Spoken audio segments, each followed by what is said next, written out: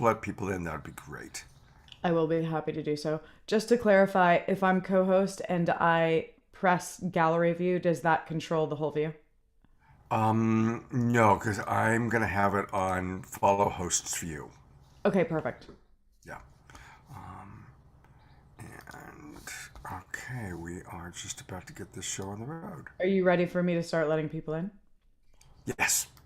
Okay, great.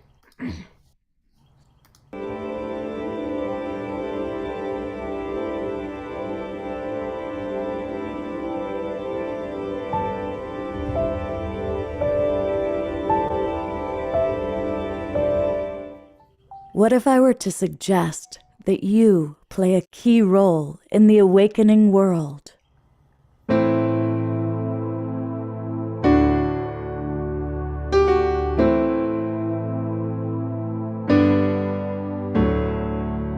And that you are watching this because you have heard the call.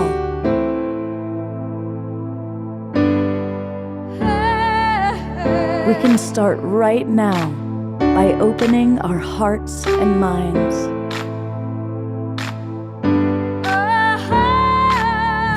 Welcome to the awakening world.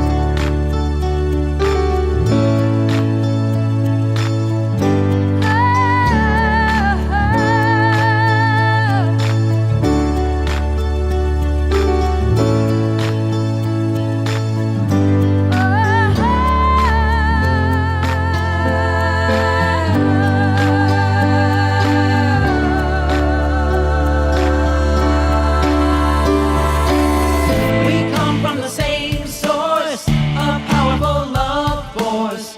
We're coming together, stronger than ever, not divided. We come from the same source, a powerful love force. We're coming together, hear the call, you are invited. We come from the same source, a powerful love force.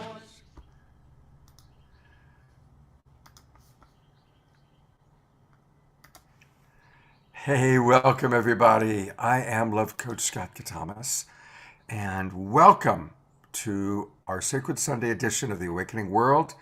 Happy Easter, happy Passover, happy Resurrection Day, happy anniversary to all of us on Global Peace Tribe, celebrating this 2 years that we've been coming to you and bringing offerings. And so it's been an amazing weekend, absolutely amazing. And I'm so grateful that we get to share some sacred time together. I call it the Sacred Sunday Show, and I want to emphasize we are multi denominational. We honor all paths to the divine, all paths of life, as long as they're based in learning to love, practicing love. That's our bottom line religion here. And I have some of my favorite people who are joining me for this Sacred Sunday show.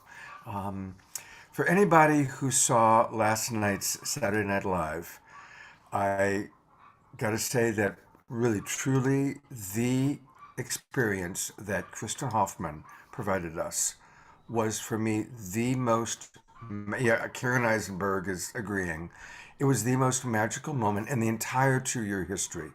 It's like we ascended through her song, through her voice, and with the energy of the Twin Ray to a whole new level.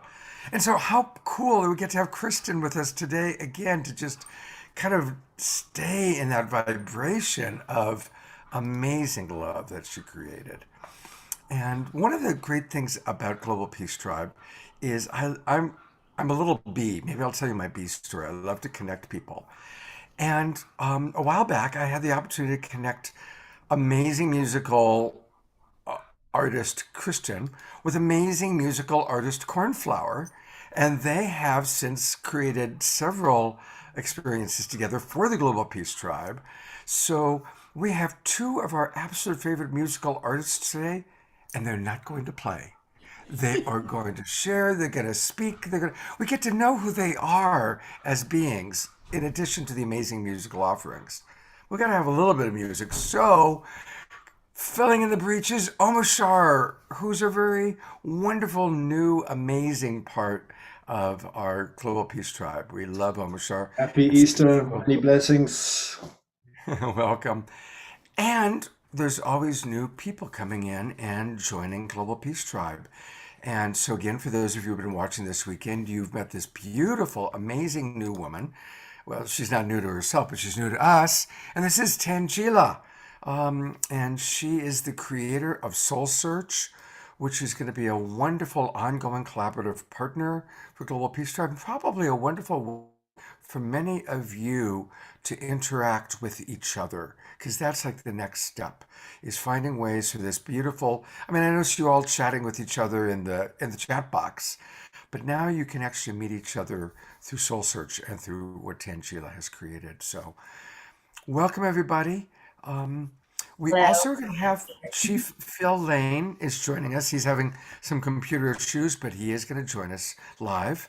And then we've got a beautiful video greeting from some of our favorite friends, including Marcy Scheimoff and Andrew Harvey. So it's going to be a really fun, beautiful Sacred Sunday. Now, in the spirit of mixing things up, for those of you who come, and most of you are regulars, and for anybody in the Zoom room, let us know where you're from geographically. And that's always fun. And also, what does this Easter, Passover, resurrection time, what does it mean to you? And that's what we're all going to be talking about today. What does this mean to us? And how do we take this powerful energy? You know, much of the world is in contemplation and prayer and celebration. How do we take that and apply it to our lives? And that's what we're going to focus on today, as well as a little bit about talking about the last 2 years.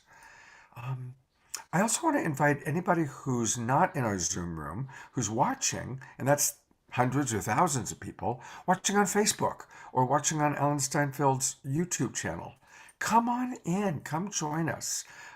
It's really easy. Just go to globalpeacetribe.com, globalpeacetribe.com, and register. And we have a promo code, so you get all of our links for the next 3 months free. And the promo code is new friend.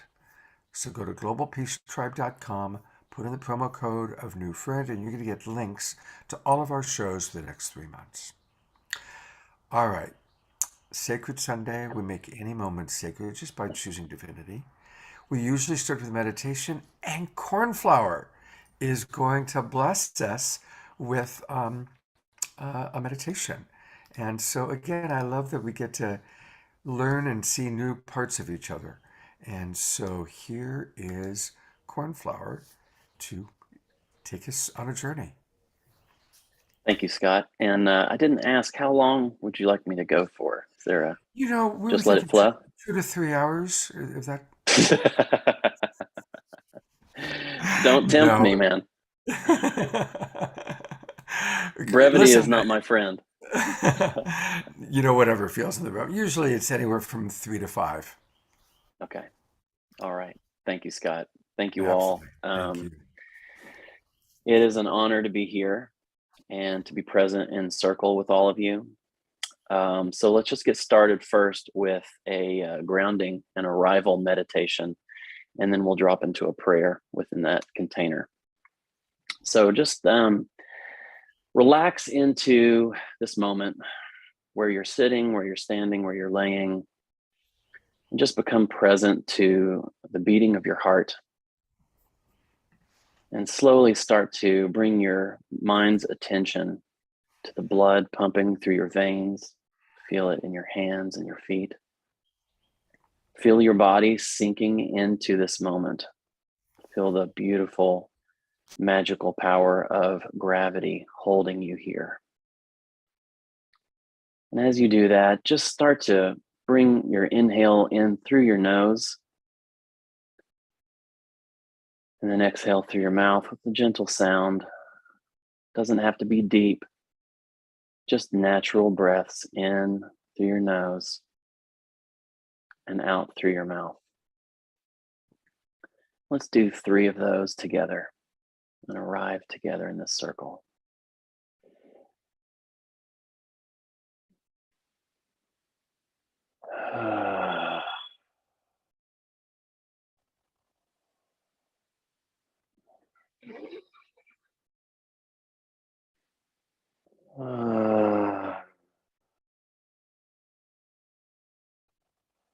gentle.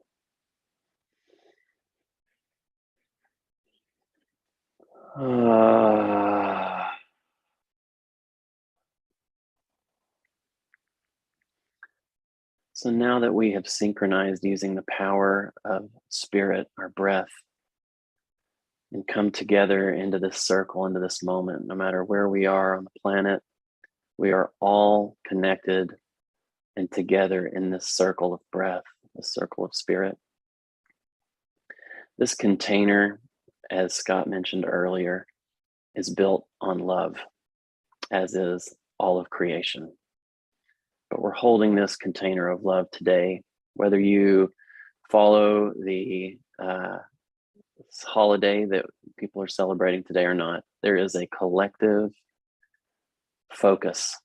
There's a collective rising that's unfolding today. It's a resurrection of the human species, our awakening, our chrysalis. Just drop into feeling how that is feeling in your life. Be real with where you're at, where you're standing in this moment in time. The greatest way for us to find love in our life is to always get real with where we're sitting, where we're standing, what's happening in our lives. Not judging it, being with our breath, keeping that focus of inhale and exhale. Inhaling through your nose, exhaling through your mouth, and just contemplating the reality.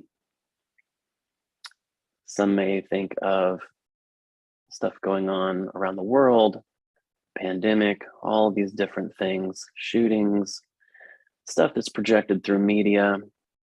It's so easy to think that that is our reality, when in truth, that is merely 0.0000000001 of the magnificent rising of consciousness through all life, throughout all of the universe. So I want to connect us into that track, into that lens. Let's look through that lens of the mighty universe that's moving to and through and around all of us in this moment. And feel the magnificent, thriving potential busting at the seams, wanting to create through us and make real the promise of love.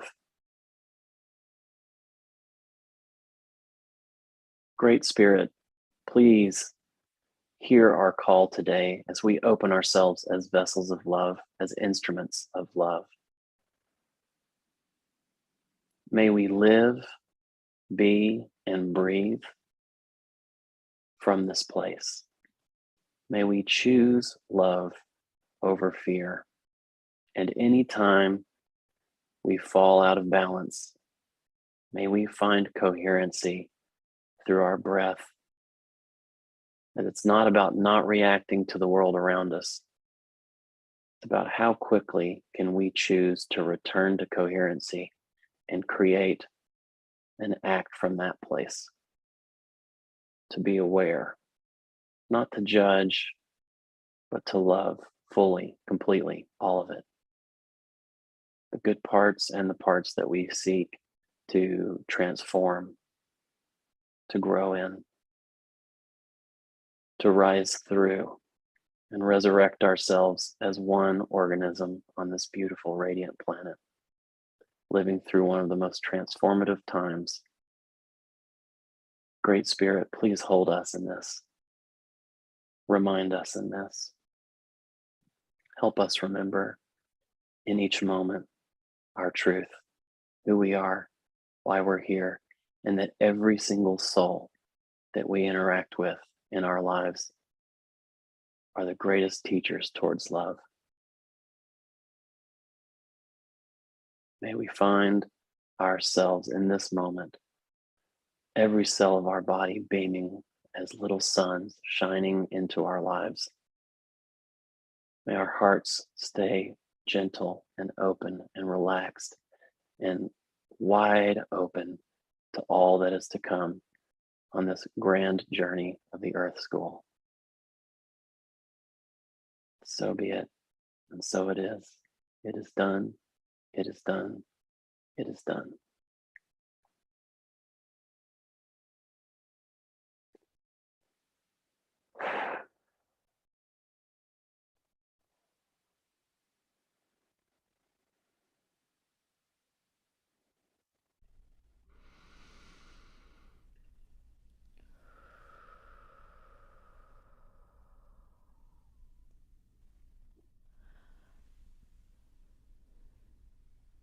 Cornflower brother, that was so, so beautiful. Thank you so much. I can't imagine a Mm, more perfect space opening today, a more open hearted, loving, grounded, gentle prayer. Thank you so, mhm. so much. You're very welcome. It's an honor to be an instrument of the universe. I didn't plan anything, just set the intention. We hold this container together, so we're all contributing to what flowed in and is coming through.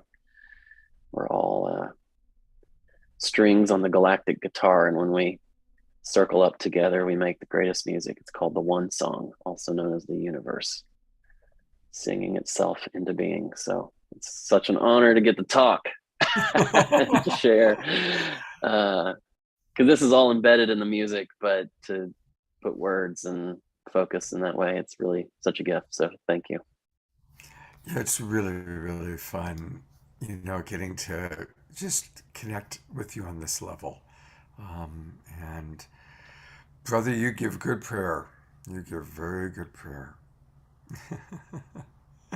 Uh, some of the comments coming in. Cornflower, we love you. I'm reading some of the comments. Thank you, Cornflower. Very moving. I heard new lessons. Thank you, Cornflower. Amazing. This is from Unify Now. Amazing meditation. So beautiful. Aho. I love Cornflower. Um, yeah, thank you. I also really, everything was beautiful, but what stood out in my memory now is just helping to remind us to see beyond just what the news is telling us and to Mm, connect to the incredible, magnificent things that are happening in the world that don't get the attention. mm. That's why we have Global Peace Tribe in our offerings. That's why we have Soul Search.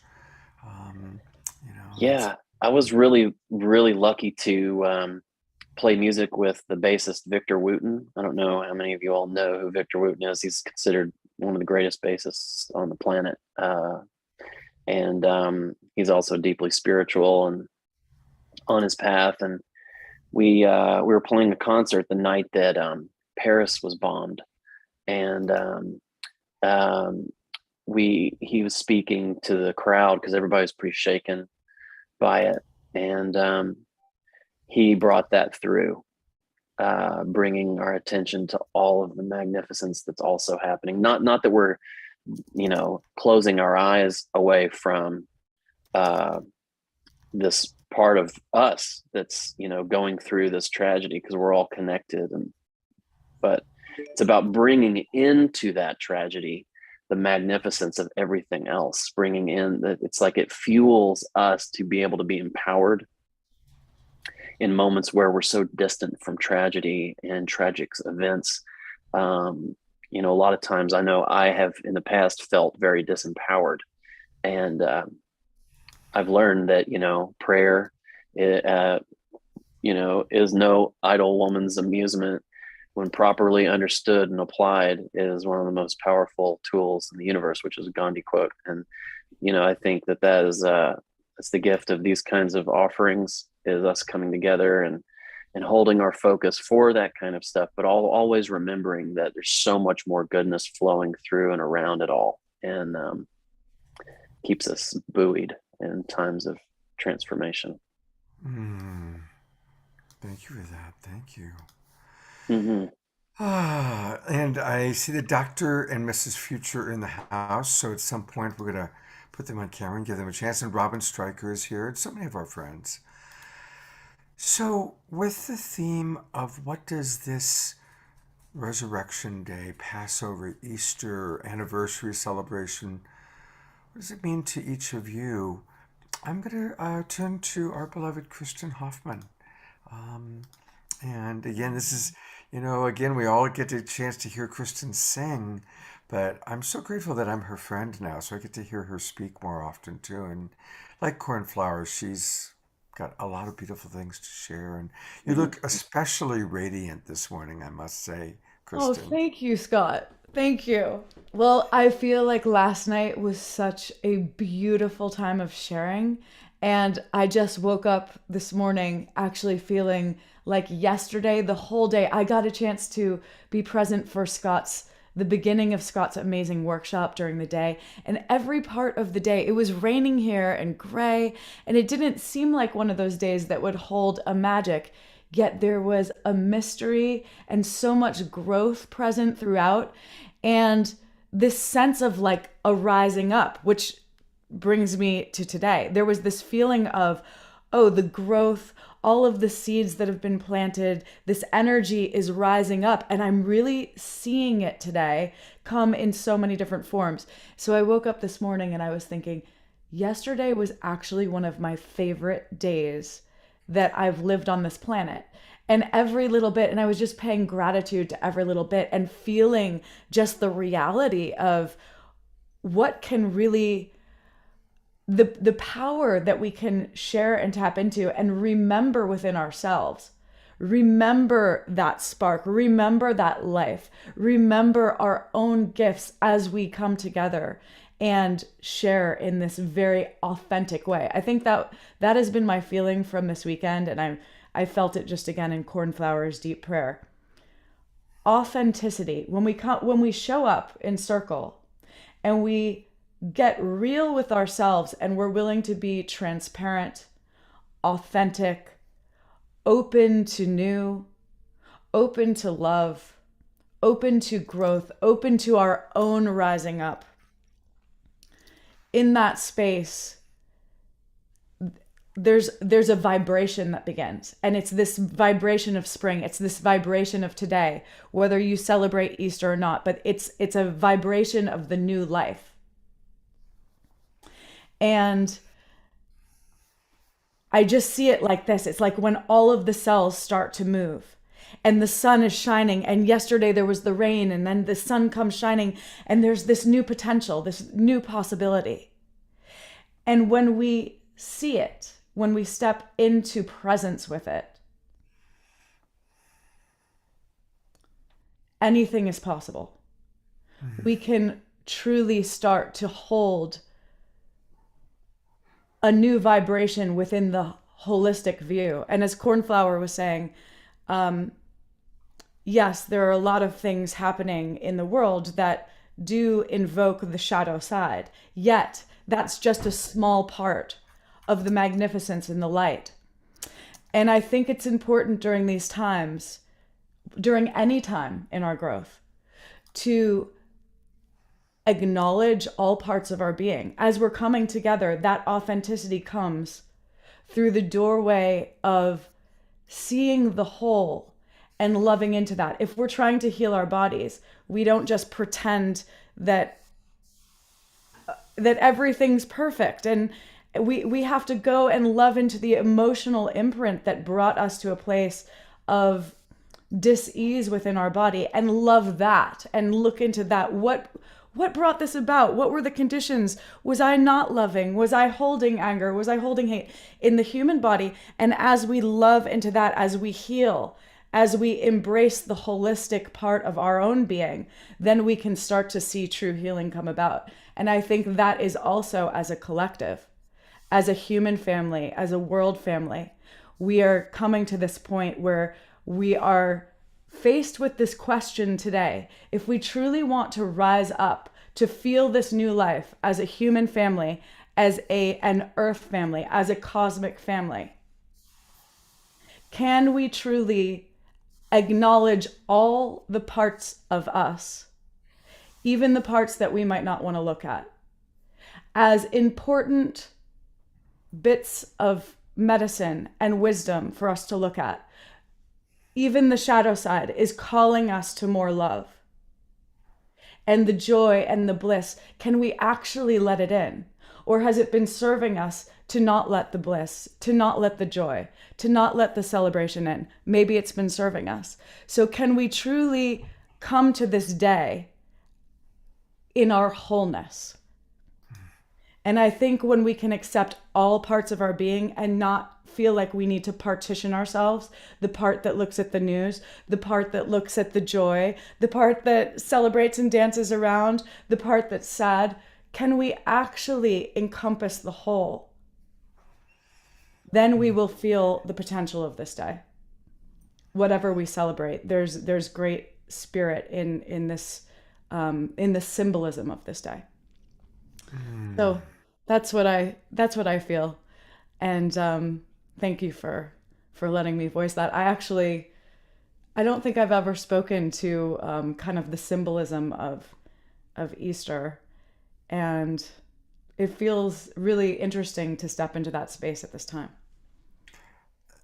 I think you and Cornflower both have a alternate reality or possible future as ministers, really, because you both are ministering to us. And I use the word minister because you both are ministering today by being clear channels for spirit to flow through and putting into words very important thoughts for our collective, for our global peace tribe at this time. Beautiful, both of you. Just beautiful. But don't stop playing music. Don't stop playing Maybe music. our next one is Sonic Source couldn't do that. Activation, Ministry of Music. I love it. I'm gonna add a couple of our other people. I'm gonna read some of the comments coming in because I really want to, especially on the Sacred Sunday show. This is where I really like to include our Zoom room audience and our Unify audience. And there's already some lovely comments that have come in. Wanda, who's a regular, writes, Christian, it's hard not to compartmentalize. It's a constant work in progress just to be authentic, transparent, and loving. And she then adds that the three of us are ministers and have been for quite some time. Moses also writes, they are ministers with their music.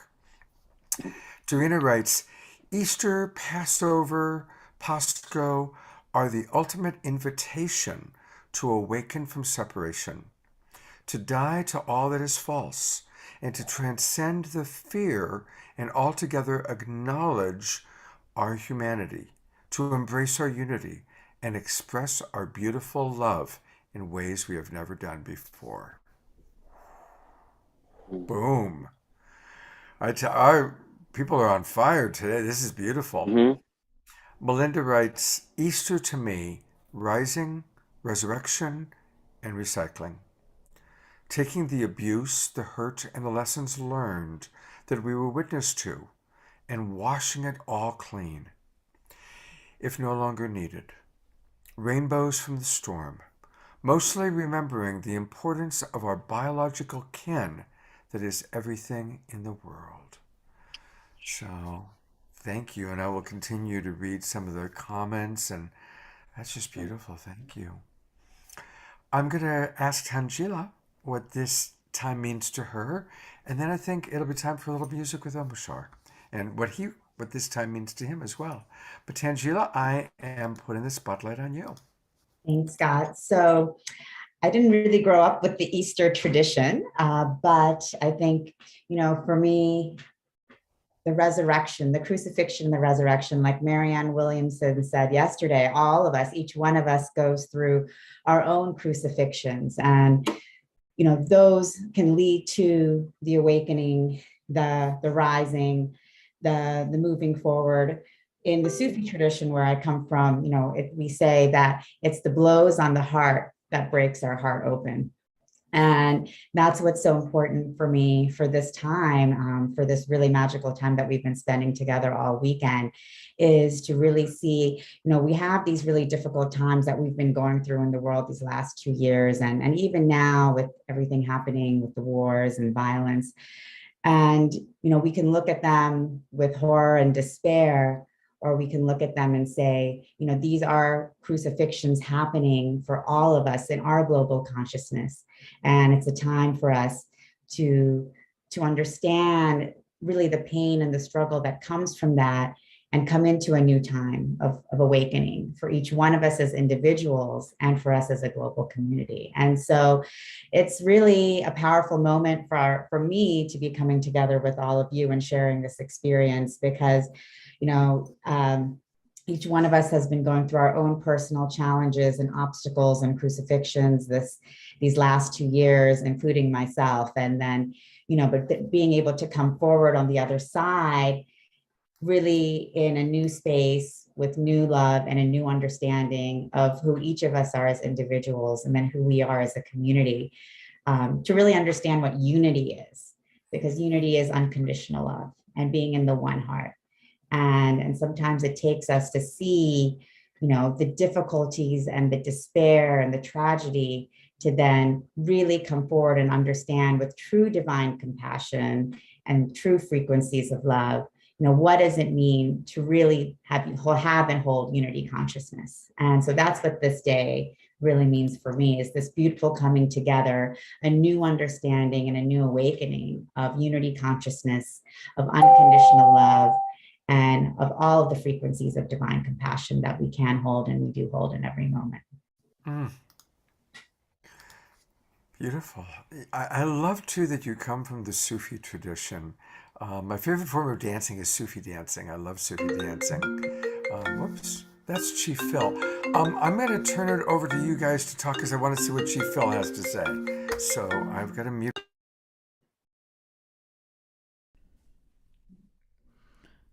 Beautiful. Kristen, what was Omashar going to play some music? Yeah, Is that I what think we were that going to would do be next? a beautiful time to share some music. It feels right. Yeah. I know we're all ready for it on this beautiful Sunday. And Omashar, I have to say, every time I hear you play and feel your energy, you are filled with so much just love and presence, and your music really lifts my heart. Every single song I've ever heard you play, my heart just feels so grateful and open. So thank you for being with us today, and thanks for bringing your musical medicine to the space. Thank you so much. And I feel so blessed today. And I'm back in Colorado. I've just been visiting my mom in England. She's getting ready for her transition. And so that's interesting. And I know that many of us over the last 2 years have been brutalized by our experiences, inner and outer. I know I have been. I was drop kicked and stamped on, and there was something that Greg Braden says, it's the steamroller of change. He will, the steamroller will come through your life and roll over you, and just in case anything that doesn't serve is not released from your body, set free, then the steamroller will go back and go over you again. And that happened to me this time. But the thing is, I don't connect myself to those experiences anymore, and it's phenomenal, because today to me is about ascension and resurrection within my own being, and my music is my ministry. And so this is my Easter song, and it's called Trust to Love. And on Friday night, Antoinette was there, Patu Antoinette, and she is going through her challenges at the moment. And this is the song that I wished to have played to her, but I hadn't quite got my equipment set up yet. And so if you are listening, or you listen to this replay, Antoinette, this is also for you and for your heart. So here we go.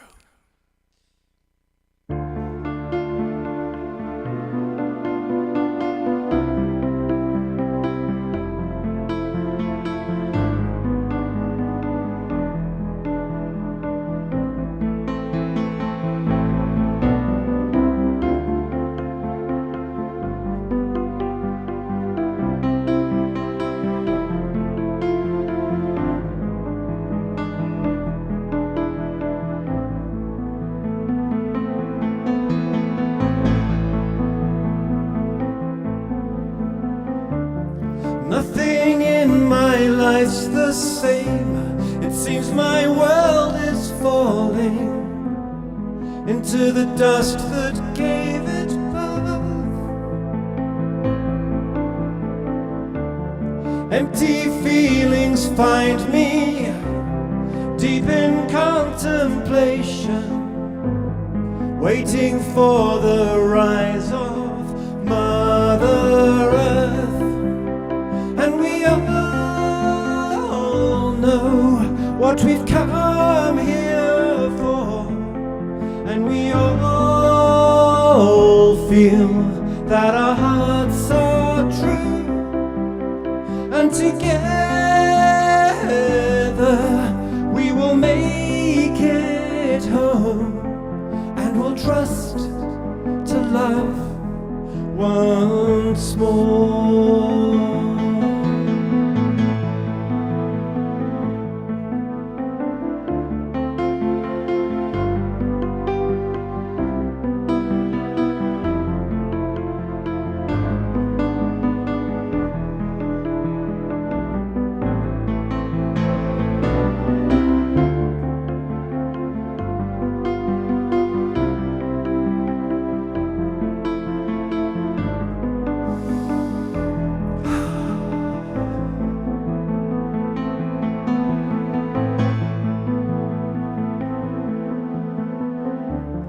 Walking through these fields of fear that bid for my attention, I don't live here anymore.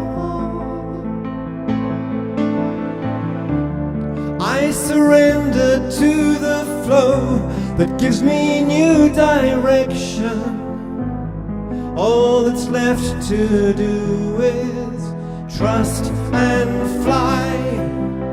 And we all know what we've come here for, and we all feel that our hearts are true, and together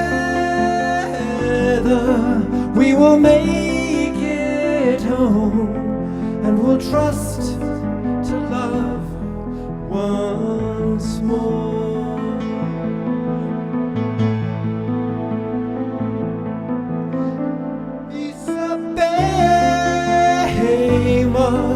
A lo que vinimos es sincero, nuestro corazón. Lograremos ir a casa juntos, confiando otra vez en el amor.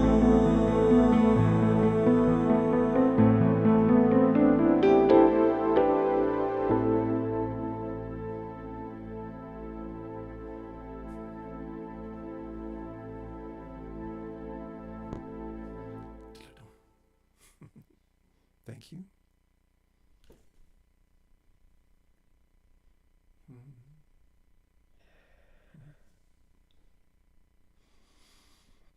It's so awesome to feel us all. Wow.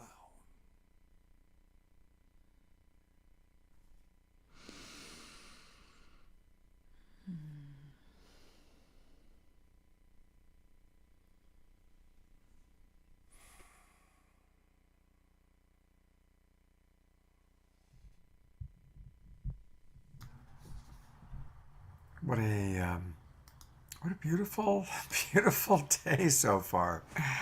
I'm just really really grateful. I think Brother Phil is here, and so hopefully he'll be turning his camera on and joining us. And take your time, Brother Phil. While we wait for Brother Phil to turn on his camera, and I also am going to bring at some point, there he is. Well, actually, you know what? It looks like his camera's on, so I'm going to bring him on. So, hello, Brother Phil. Yes, good morning, good morning.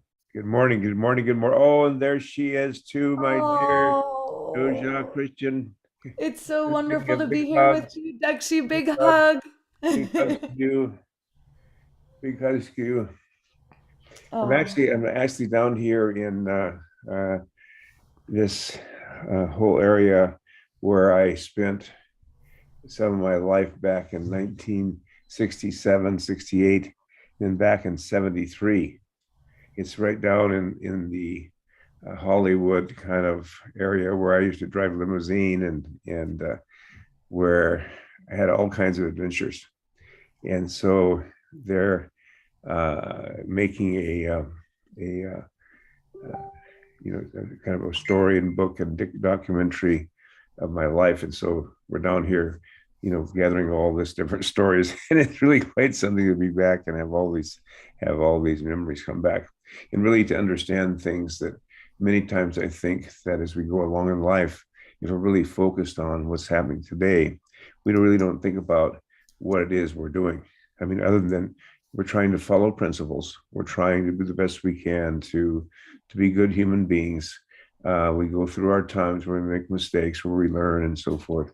But really, in terms of the overall context of, what's all this about in the long run, I don't think it's until you get older, and maybe, others do it younger. But for me, it wasn't until I began getting older that I began to understand. And I'm sure Scott's the same. I mean, you begin to understand, okay, these things happen. They begin to fit together. Oh, Wow. I didn't know I was doing that, because of this or that. But Do you you were. feel like as you go back through these life stories, you're learning almost the full lessons and wisdom from them as you're revisiting them from a new point of view? Yeah, you're learning them much more deeply, more deeply. I mean, things that may have seemed more complex or difficult to understand at this point, are just pretty easy. If we, whether it be human beings or families or communities or nation states or organizations, whatever, you build them on materialistic values that typify, a lot of the old paradigm, greed, survival of the fittest, all those different things that have led to this society where you have, the extremes of wealth and poverty. Um, Whenever that happens, we can continue this. And I think that what's happening is that people are realizing it doesn't have to be like that. Yes. We don't have to, that there's another way to do this. And I think that's to me, as we, here we are at a time, I want to just reflect, also on this time of sacrifice, this time of Easter, the time of rebirth, but also the time of sacrifice when Jesus was crucified. And it's really interesting because the many indigenous people, Ocheti Chikoan from where, and from my mother's side, the Chickasaw Nation, became very, very devout Christians. Of course, they were not allowed to practice their own spirituality because of treaty, and they were really had no choice. But for them, it wasn't a practice of the theology, because you remember they couldn't speak English. What moved them and attracted them was the life, the person, Jesus, who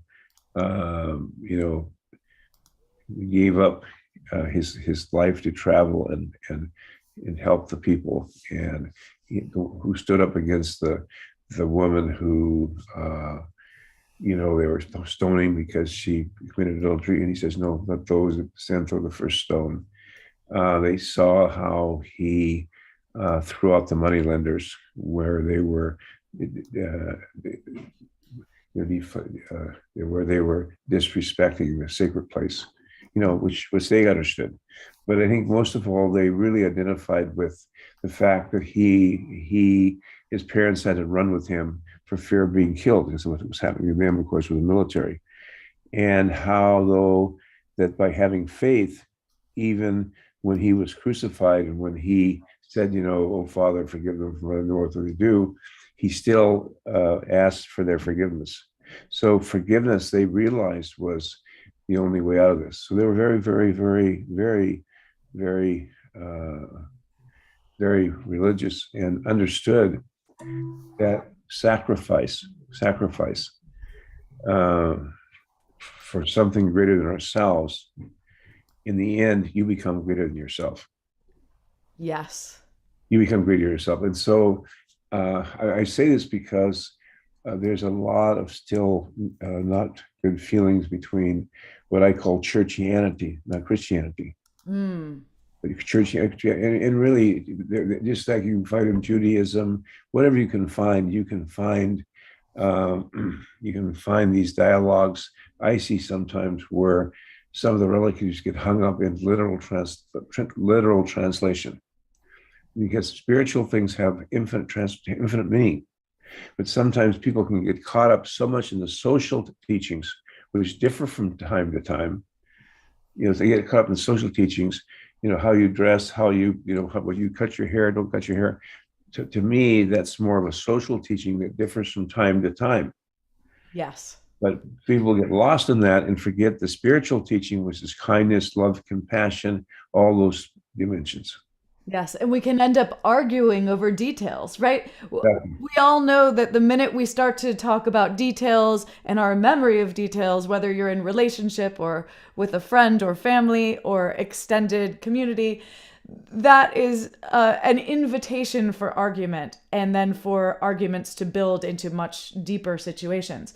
But if we can appreciate the wisdom from all of these different important teachings from I would say the organized religious pathways all have important teachings and stories to share.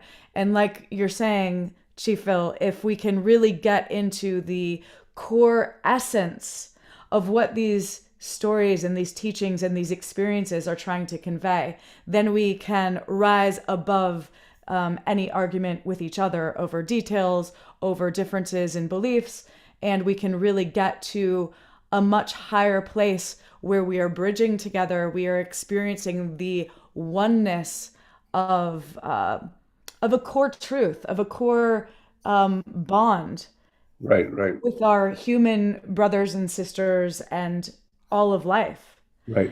And yes, I think you bring up something so important here. Yeah. And I think it's important too, as we realize that we are, in a way, in a war, in this third world war, what do you want to call it? Because we have this biological war going on. And I'm not going to get into foundations of where, but the fact is, this is being utilized in different ways to divide division and disunity, which is not good for anybody. But then you have also the whole information war, so to speak. Where you can't really believe one thing or another. I mean, if it's to be true or not be true. So you have that going on.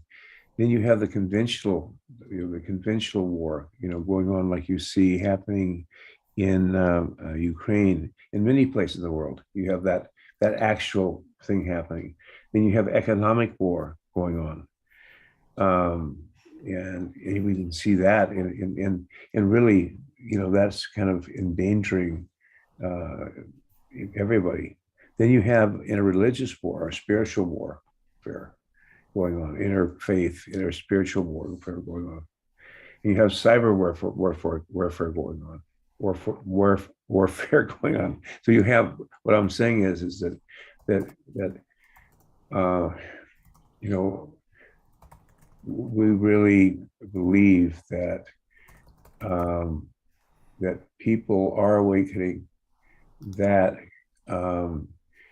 that the way time is passing and the way the prophecies are very clearly foretelling that there will come, that peace on earth is coming on earth.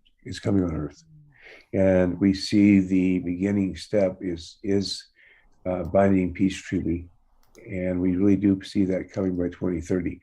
And the reason we see it from visions people have had in this surety, this kind of this, I don't know, this just like a, it's like a feeling of being the core of your being, You know, you can see it, you can feel it, you can taste it. And you know, I'll give you a scenario, and I don't mean to go on too long here, but I think it's important that we think about this. You know, here we go, here we are in Russia, and I almost see it's almost a proxy war in a certain way between the U.S. and the Soviet Union.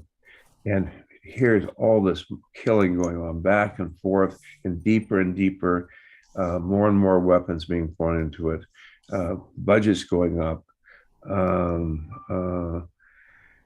domestic issues not being addressed. I mean, all kinds of things. I mean, prices going up for a lot of people who are, you know, just perhaps making it now. They don't have enough. I mean, this is real stuff. Supply chains, all these kind of things. We don't know how it's going to affect the that's happening.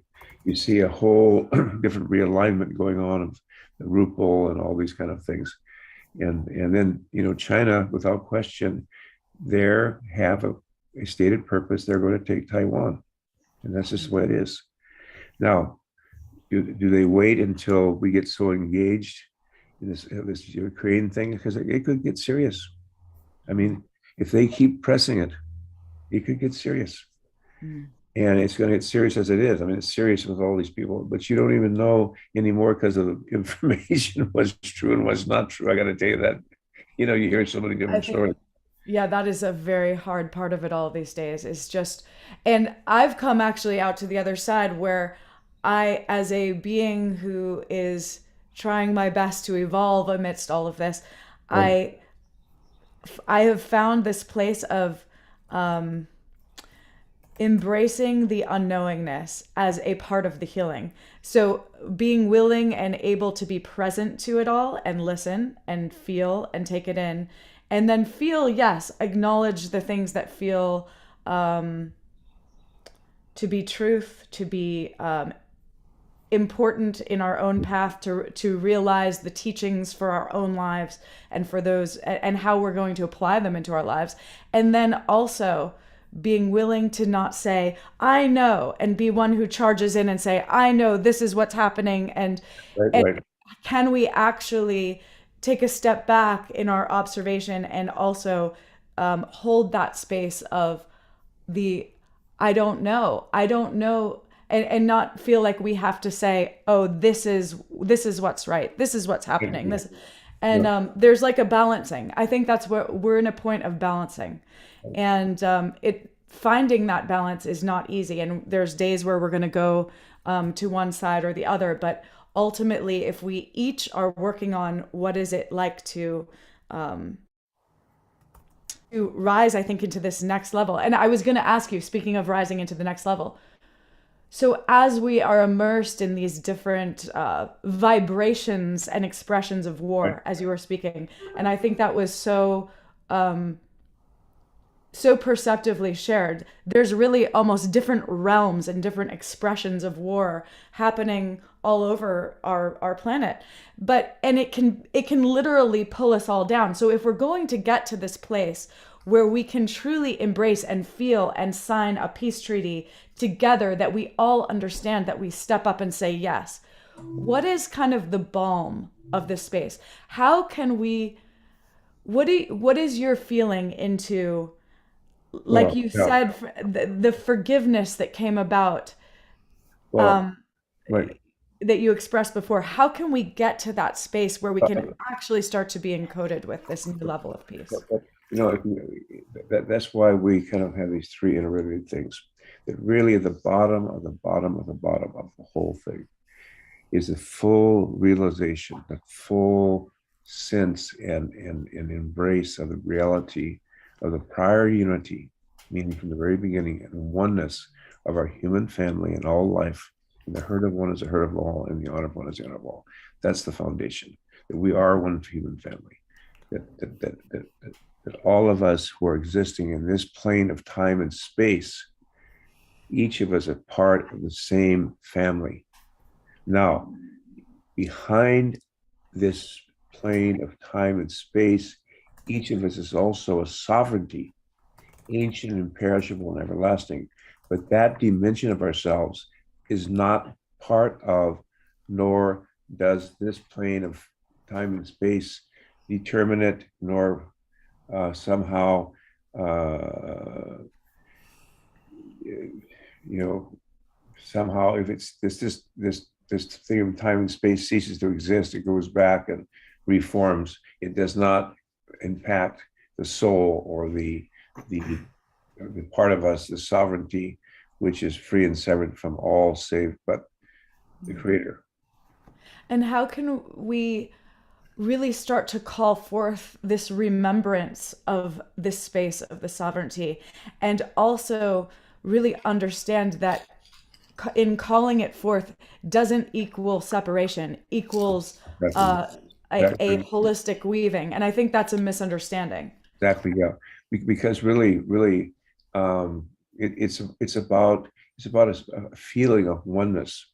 Now, I can understand how in our journey, how we can get lost from that feeling of connectedness to the all. I mean, it's something we gain and something we fall back from.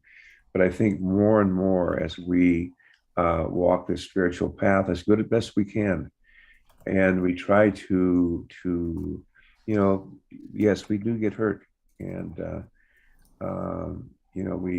we hurt ourselves, and we do have parts of ourselves that I know if we really look at, especially when I went through this whole thing where I came close to death for those some weeks, you really look at a lot of kind of unfinished business. You can see where you could have done better, but you can only do what you can do.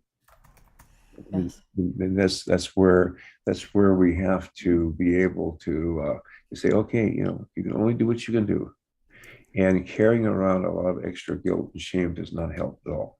It just doesn't. I mean, the Creator's ever forgiving. The Creator's with you every step of the way.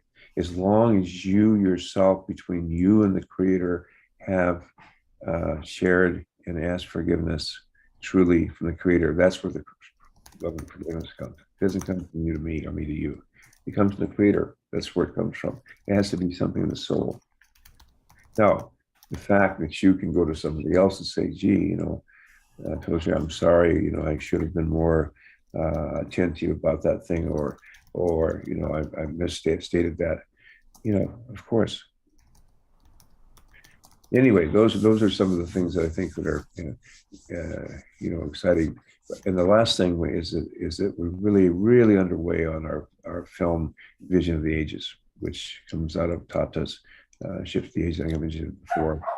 And we have a lot of trailers and things which I'll send along, which you'll all be able to share. I think you'll be pleased, and it's very exciting. So we're shooting already, and we'll be putting things out as we go. Because what I'd say is this: we are in the fulfillment of the prophecy right now.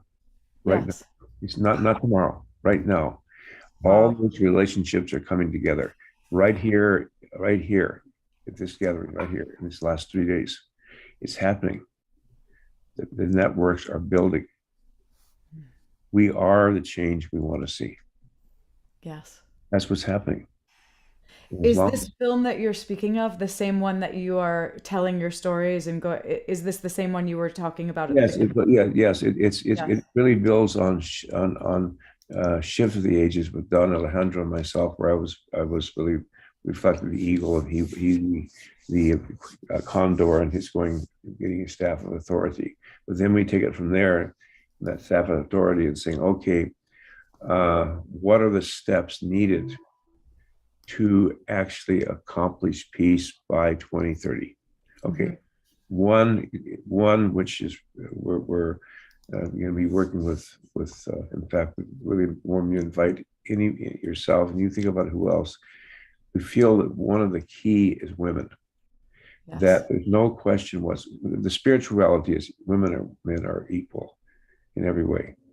I mean, physiologically, yes, men can run farther, although there's a lot of women can run further than men, but by and large, there's a physical difference between that way. But any other way, in fact, women are superior other ways, I think. But that issue of how we really, in a way, manifest that spirituality in a physical way is a key to world peace. You cannot have world peace as long as over 50% of the world's population is being oppressed. Now, what's the positive side of oppression? Yes. Okay, I'll be in a little bit. So what do you find? The positive side of that, the positive side of that is that, and this includes indigenous people themselves, but I think any women of you'd say who overall get oppressed, like Jewish people get oppressed, or Jewish women, or indigenous women, or women. But through that oppression, through the oppression of men over all these years, when you're oppressed like that, you gain certain qualities, you gain certain gifts, you gain certain qualities, and that's a fact. And so I think that's why I think women can read men much better than men understand. I think they can read men much better than men can read themselves. I think that women are smarter than men collectively. And, yeah, there's very, very smart men who are smart in certain ways, but really about thinking and bringing things together, making things happen. I think women are smarter. Not every woman, by and large. And so what I really believe, and that's why we did this ceremony. You were right there over in Armageddon. There was 22 women. Yes. Oh, it was so powerful. One of the most incredible experiences. Yeah, but ever. when we did take on the forces of darkness. That's a fact. We did that. That was our purpose, to end war. That was exactly what it was. 22 women. But why? Why did I facilitate that? Because it's women who are going to be the ones to step forward and take these on. For us men, and that's why the thing I love about Scott. He's been so gracious in ensuring that, and the whole team, in women's voices, in their voices be heard, and they be treasured. And I respect that, because there are a lot of good men. I got to say, a lot of good men that are learning and want to support this. That's how I see it. There's 4 right on this screen. Right here. Chief So Phil, anyway, I've gone on long, but I'm going to say, this is why the 22 women continue to pray. And now in Palenque, here they are. Palenque, they just had the ceremony. It was with them. They're going down into Guatemala. We have the big thing happening with Shri and Kira down in Ecuador. These things are just moving like everything. And you have this incredible program. So again, sacrifice. Yeah, sometimes, they say, you think you say you believe and will not be tested. Yeah, we'll be tested. And we have a pretty big vision, all of us. We have a vision of seeing world peace. That's our vision. Because I don't think anything else will suffice. So that's a big vision. So you're going to have a few tests on the way. I also feel very inspired that you're in this action of almost a living life review, both of your own lessons learned and then the symbolism of the lessons that you had to go through. And I love that on this day, can we actually be encouraged to do our own living life reviews? And then as a collective, can we do a community and a planetary life review? And what does that have to offer if we can do that while we're still here? Right, exactly. And really, to me, it's like, exactly that. What do we need to do? What is really needed right now? What do we need to do? Well, for one thing, I think that this sharing, and networking. But I really would like, the main thing I'll put a bookmark here, is that to unify our human family in war and begin peace on earth by 2030. I want to invite you to consider using that mantra with us. Yeah. Phil, thank you so much for being with us. And Yeah. I wanted to bring onto camera some of the other wonderful people. You know, you talk about the women. I want to introduce you to a wonderful new member of our team. This is Tanjila Islam. And she comes from a Sufi background, and I was so excited when I learned that. And she's the creator of the Soul Search, which brings community together, Phil. And you are such a important part of our community, and you are also a world bridger. You are all about bringing the condor and the eagle together and bringing different nations together. So I wanted you to meet Tangela. Honored to And meet you. also, we have with us today, you talk about beautiful men. I just want to acknowledge Cornflower, who is an incredibly heart based man, and Omashar, another beautiful heart based man. And then going back to the women that we honor and appreciate, of course, Kristen. And this is Robin Streichler. Robin is going to be our co-collaborator on next weekend's Earth Day show. She's been bringing in some really amazing people for Earth Day. So just really wanting to acknowledge all the incredible people that make up the Global Peace Tribe. Um, and and all of our beautiful guests. Here's Christy Michaels. I'm putting Christy on camera for a minute. Christy is hosting this big Mary Magdalene event every year. I think 12 years in a row now. She does on Easter a Mary Magdalene event honoring the feminine side of the story. That, of course, obviously the what did you call it, churchianity, right? Well, Is tragic. churchianity. Actually, it's fulfilling a prophecy that's in the. Um, uh, Go ahead, Christy. But you gotta mute so that we don't have an echo. You're muted, Christy. And this isn't important just while she's doing this. We really want to encourage people to attend her event today.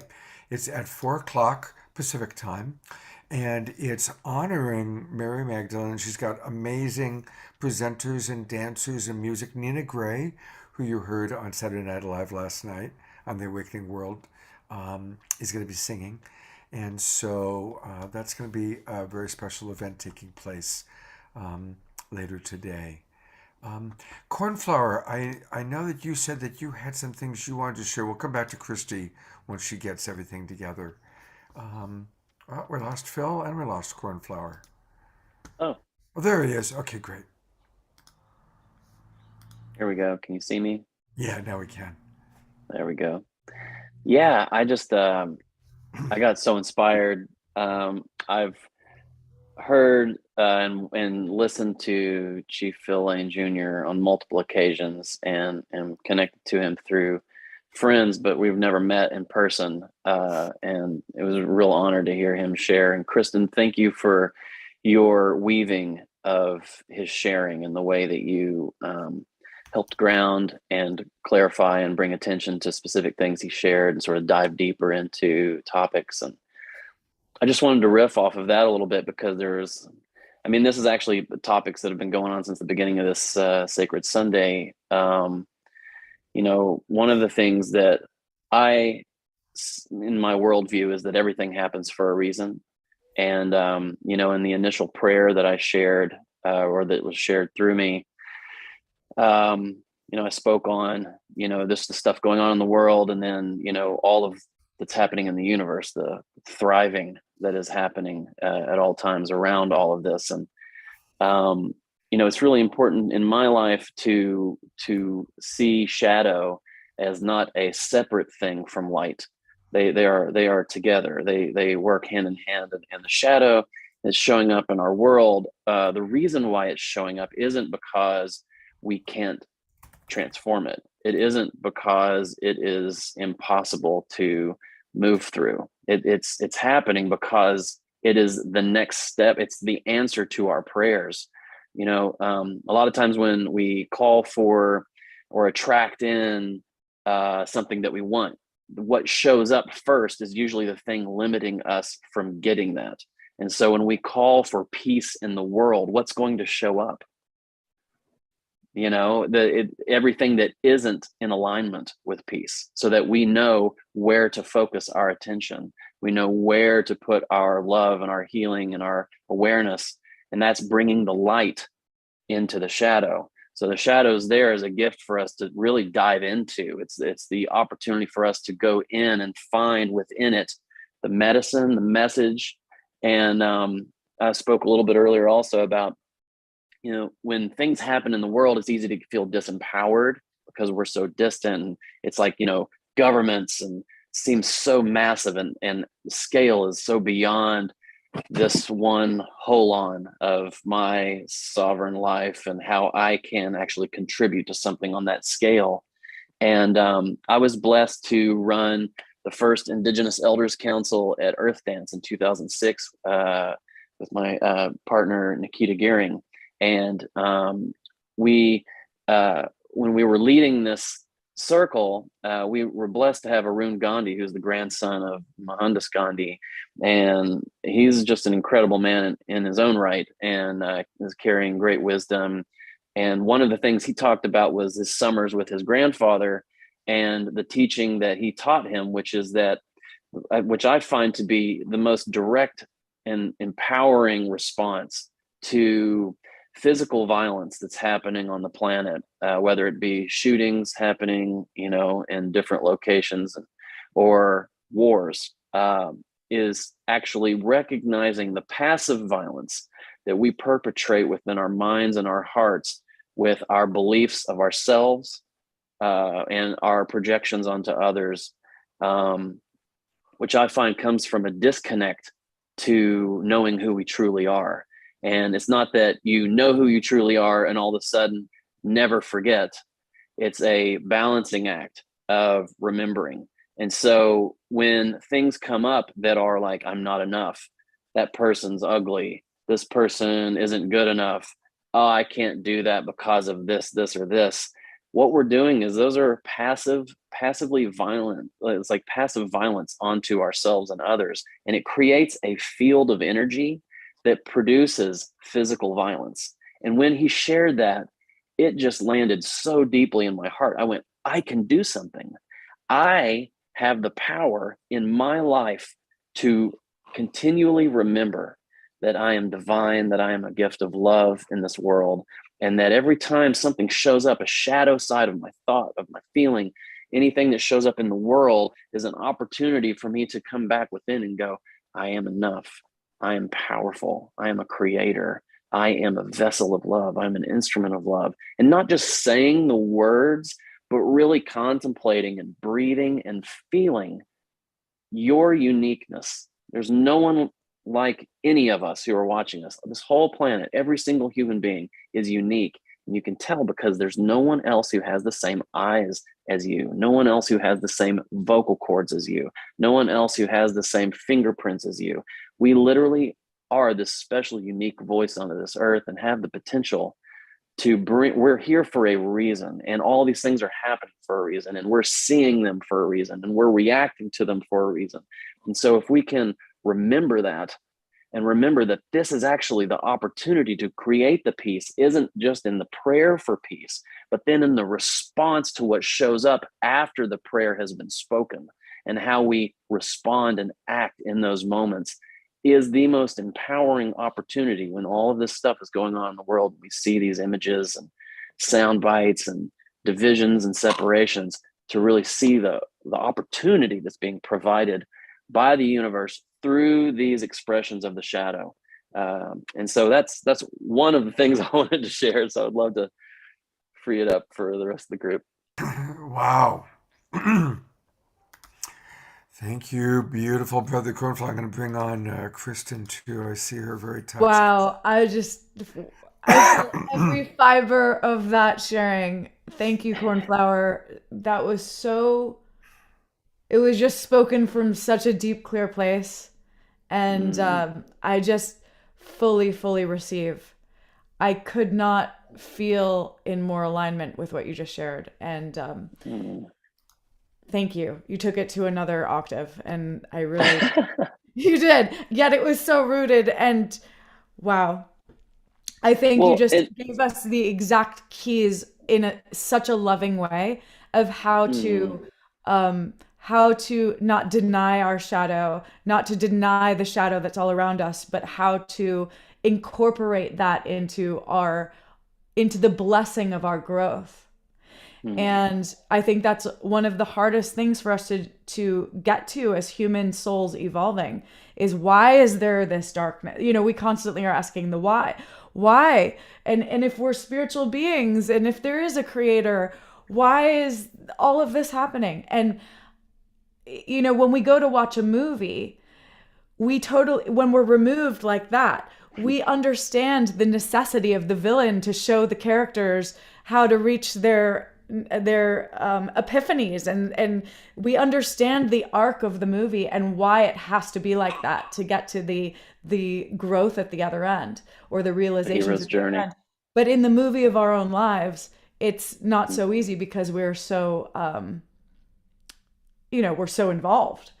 And I think you just really spoke so beautifully to how we can be more present to the wholeness of it all. Thank you.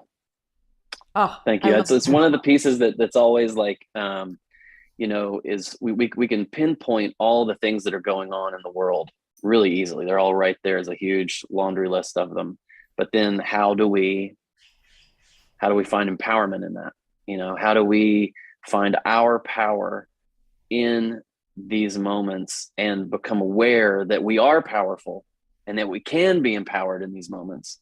And a lot of times it's all about look at that, and there's not the, well, what do we do about it?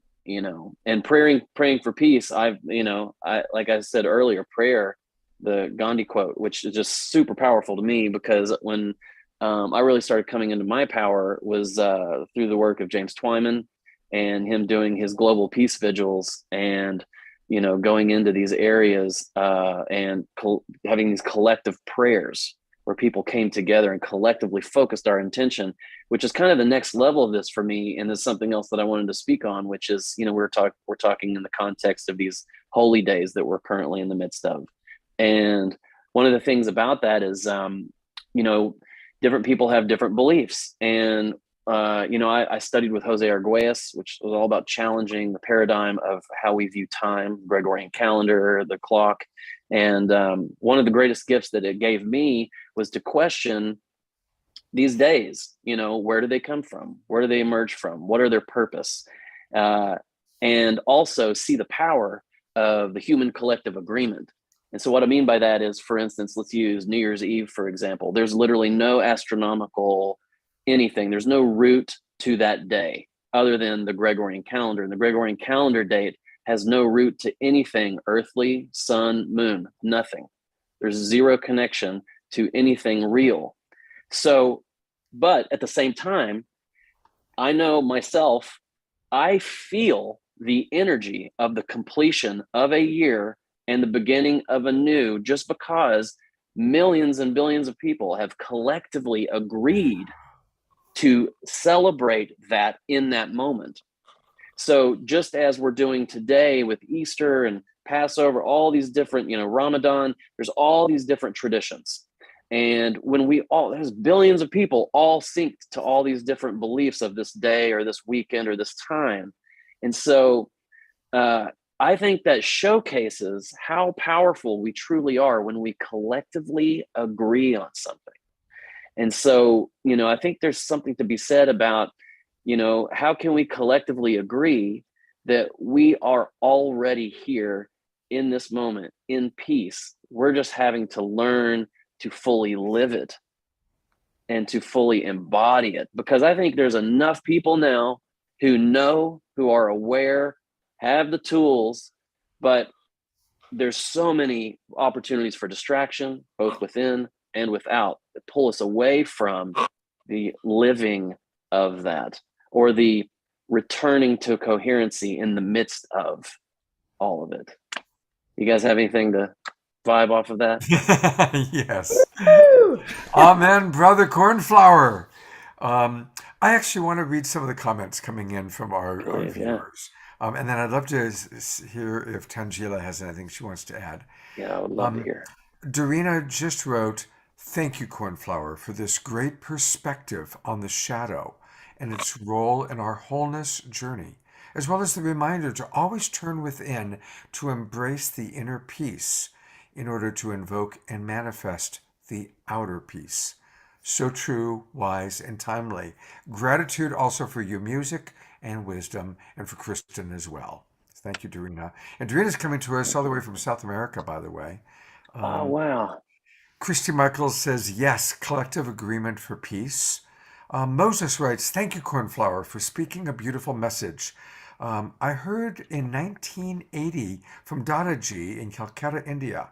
And to hear you say this truth again, oh my gosh, change is upon us."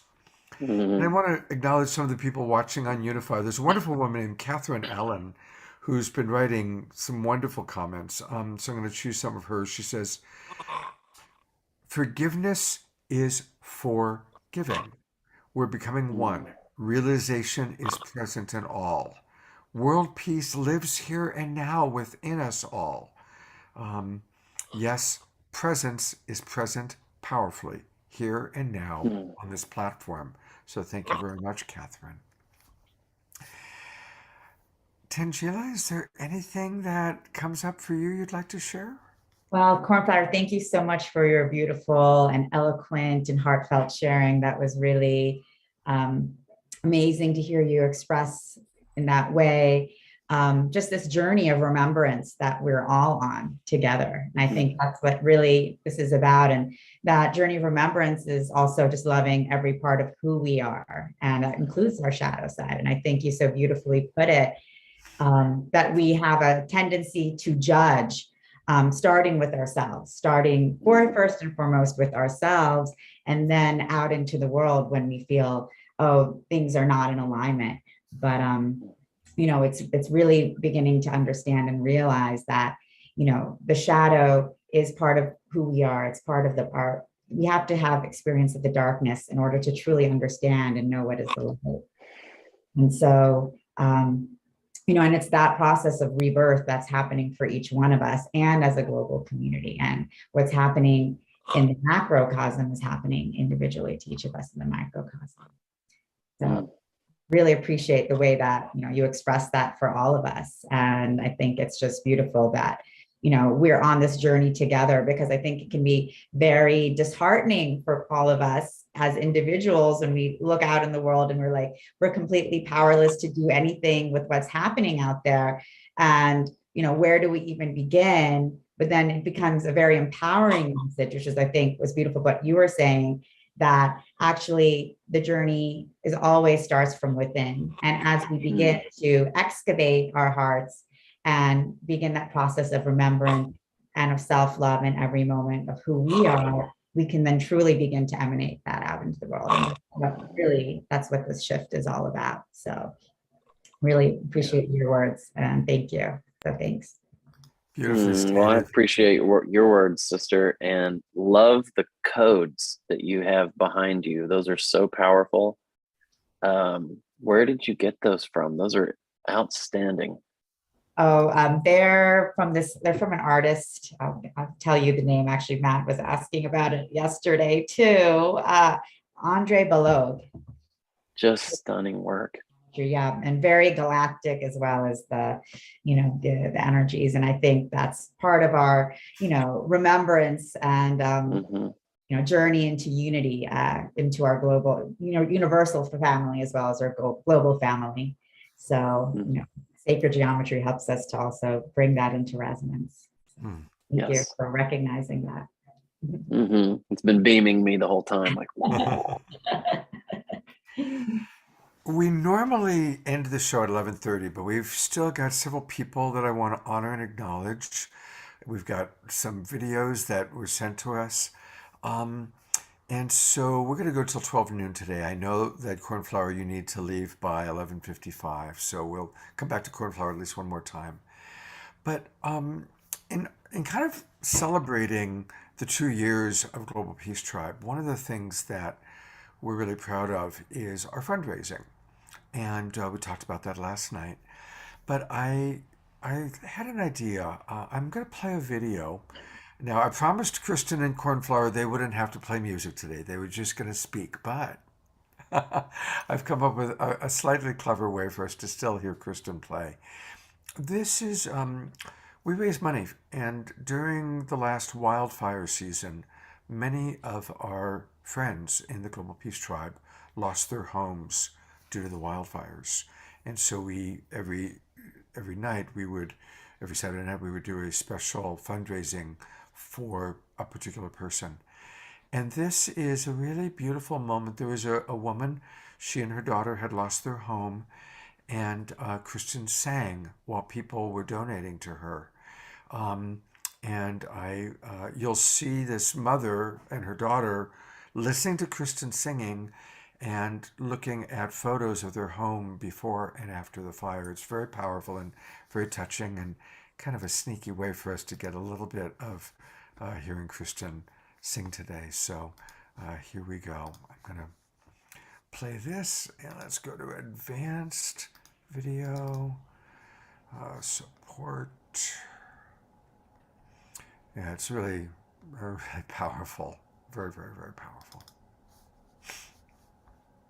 No, thank you so much for having me on. I really appreciate everything you guys are doing for everyone. And it was really lovely to hear Redwood talk about his story.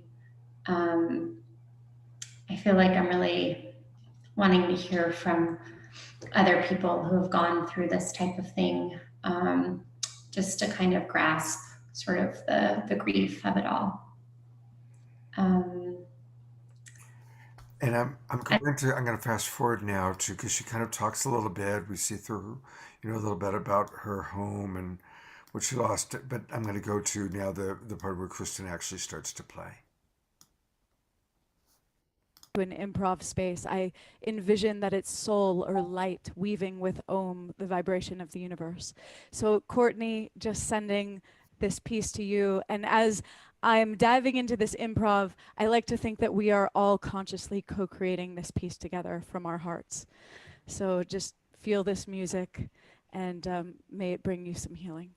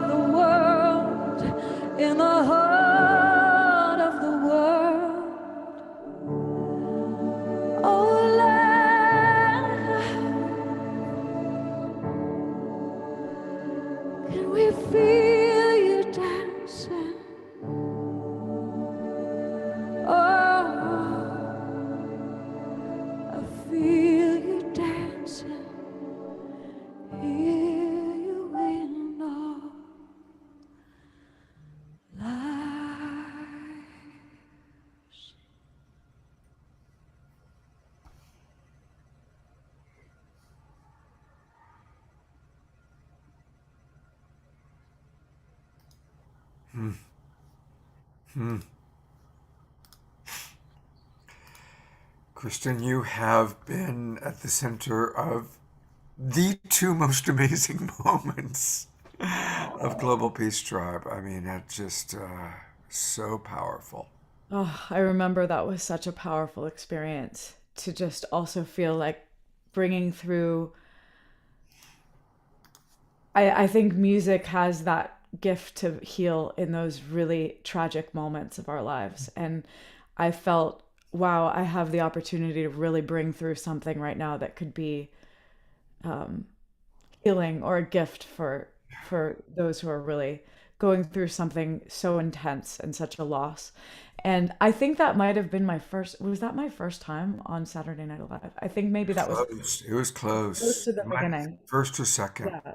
Yeah. And so it's also really beautiful to just go back and remember just how powerful it was from the very beginning, entering into this space, how much healing has happened since day one on this program, and just so much gratitude for that. It's funny, I always have I hardly ever go back and listen to previous um, solo experiences because they're so powerful in the moment, and then I feel like, oh, if I listen back, it might not be as powerful. But I felt something, there was such beauty, and it was actually like a surrendering, a letting go of my own fears of listening back Yeah. by revisiting today too. So I feel grateful for that. Yeah. Thank you. Moses writes, "Good job, Scott. That was sneaky. I'm bawling my eyes out. And in the next breath, ecstasy and bliss and love."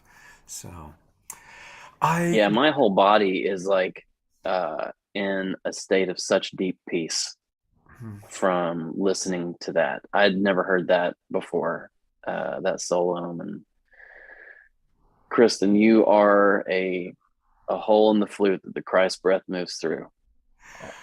whoa, I love Oh, that. A I hole in felt the that. flute that the Christ breath moves through. That's from a Hafiz quote. And it's like that you have a direct line, you completely get out of your way, out of your own way. And just that was so, it felt like collective tears were being sung into being. And so that everyone could feel not only the loss, but then the renewal that births from that. Um, and just pure magic. Thank you for being here and doing your thing. It's such a gift. Thank I you want so to much, read brother. three more comments that have come in, then give Cornflower a chance to say goodbye. And then Lori Grace is here, and I want to introduce Lori to the audience. But some of the other comments that have come in from beloved Josiane in Florida. Thank you. I feel you, sister, within your heart centeredness, showing up in your divine feminine, masculine oneness. That's from Josiane. Dorina writes, "The beauty, power, and emotiveness of Kristen's voice, music, and energy are otherworldly, cosmic, and ecstatic." Absolutely. Dorina, Melinda writes, "Wow, this is such a beautiful Sunday." Yes, Roger, Kristen does have a voice of an angel. Dr. Fred, who, by the way, I need to talk about the event that I'm doing with Dr. Fred. He said, "That was so remarkable and truly reset my interface with the world as it is." Thank you, Dr. Fred. And, Thank you, Dr. Fred. Thank you. on Dr. Fred, thank you. This is a good reminder. I will be co hosting an event that Dr. Fred is putting together to raise money for the Ukraine. It's happening next Saturday, April 23rd. And it's the first of three events that he's putting together. It's going to go all day, April, from 8 o'clock in the morning till 6 o'clock in the evening. I, of course, teach a class on Saturday mornings, but I am going to be hosting 1 hour from 2:30 to 3:30. Tatiana Speed is going to join playing music. Also, Travis is writing a song for this. And it's going to be very, very special. There's Dr. Fred, who's actually in the Zoom room with us right now. And so please join us. You can find out all about it by going to wethepeoplesummit.online. wethepeoplesummit.online. Wonderful speakers, presenters, and so definitely please do join us. Hey, I know that guy.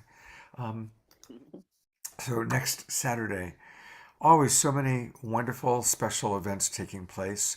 We also will go back to Christy Michaels and talk about her Mary Magdalene event.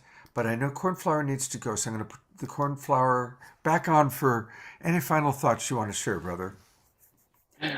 I'm like an attention hog over here. I just when I'm given a mic to speak and I'm opened up in that way, it just like wants to pour through. And so thank you all for bearing with me as I have been given access to the podium. I hold it with such honor, and it's such a sacred thing to be amplified. And I just want to say thank you to Tangela. This is the first time we've met, and it was really lovely to get to meet you and to hear your heart share. And Kristen, I just freaking adore you. You are such a gift to this world, and it's been such an honor to get to dance with you musically. And we still haven't met in person yet, which is just so bizarre. I feel like we've known each other forever. Totally. It's crazy and beautiful. Isn't, I love it. Isn't it? It's I so love amazing. it. And it's going to be the best first hug of all time. Oh, for and real. Scott hopefully Yeah. is going to be in that hug, and we're going to do a huddle. Yes. Absolutely. Big huddle. We are going to call Tangela in, and she's going to hug There we with go. us. It's just we're all cuddling together. Everyone together. Yeah. We Yes, will have Global Peace Tribe retreats. Certainly one in Asheville, North Carolina, at my friend Vanita Raggio's place. Certainly one in the Bay Area, probably my friend Matt Brown's place. And maybe in Maui at Lori Grace's beautiful estate. And Lori's in the house. We're going to bring her on in a moment. So we will be hugging each other in person, and absolutely the two of you are going to be the first people that I invite to the Global Peace Tribe retreats. That'll be beautiful. And I do want to plant the seed. We are planning another Sonic Source activation, Cornflower and I, for sometime in June, probably towards the beginning, maybe the first weekend. So just hold that in your field, that another Sonic Source activation journey is going to be coming to you soon. And we would love to have you join us. Cornflower, I know you need to go, but I'm going to invite Kristen and Tangela to stick around. I want to introduce our audience to some very special people. First off, we're going to go to Lori Grace in a moment, but first off, they are. It's Dr. Future and Mrs. Future, and they are who create all the wonderful videos that you see, the ones that we always start the show with. And they're at their beautiful home in Boulder Creek, Colorado. Oh my God, look at this gorgeous spring day. Yeah. Boulder Creek, California. Here near Santa Cruz in the mountains, the Santa Cruz Mountains. And it is a beautiful Easter Sunday morning, and it's so wonderful to hear you all. Kristen's music and Cornflower's words of wisdom. It's a beautiful way to start the day. Yeah. Yeah, you guys are so magical and heartful and profoundly moving, and very appreciated. Yeah. And I wanted to mention that last night I understand there was an epic moment with Kristen's music, and sorry we missed that, but we were at an epic event ourselves, and I'm kind of curious to see what happened at the same time that the magic was happening on with you guys, as this was a gathering called The Universe in Verse, and it was a world-class scientists. Well, it was hosted by Maria Popova, and it was an incredible pageant of poetry performed by scientists from all over the country, and it was just an incredible offering of words dedicated in art to a deeper understanding of our humanity. And I'd say it's very compatible with all the things that we do here on the Global Peace Tribe gatherings. And one of the amazing things was that most of the scientists were women. There were hardly any XY chromosomes on the stage, which was quite remarkable. And so there was a lot of spirituality in science, which I had never seen before. It was seeing the universe as a living universe, for example, was a common theme. It was all about what is life on the most magical, profound levels. Yeah. And of course, our assignment, Alan and I, Dr. and Mrs. Future, is kind of always not even just in the present moment, but in the present moment as it extends into the future. And so here we are once again with our toe in the door, welcoming the exquisite age of Aquarius and the flowering humanity that is before us, bringing with us all of the jewels of the past that have been given to us to share with each other in this time. And a true renaissance happening. Yeah. So. Well, thank you, Dr. and Mrs. Future, for all the wonderful ways you support our world, that you support the Global Peace Tribe, the great videos you do. They are putting together the edited segment of the magical moment that took place with the twin Ray and Kristen last night. Wait till you guys watch it. It's unbelievable. It really is my favorite moment all time of Global. I can only imagine. Yeah, I mean, I was just moved by the replay of Kristen just now. Yeah. And Kristen and Twin Ray together in last night's show with all of you doing such an incredible collecting of our shared prayers for the world. Yeah, it's so beautiful to see so many of us on our path here. Yeah. I'm going to go to gallery review and invite everybody to twinkle. Alan and Son, Dr. and Mrs. Future. Thank you so much for all that you guys do. I love you guys so very, very, very much. All right, I want to introduce Lori Grace. Lori is one of my oldest friends. I've known her for over 35 years, and she supported several of the episodes of Saturday Night Live last year, and is also supporting our Earth Day weekend next weekend. And here she is. Hello, Lori. Welcome to our Sacred Sunday show. Thank you. And, last year you supported some of our Indigenous elder wisdom. You put together an amazing show on brain health, which we really appreciated. And of course, you've now supported 2 years in a row our Earth Day show. Is there anything you'd like to share that's alive in your heart on this Easter Sunday?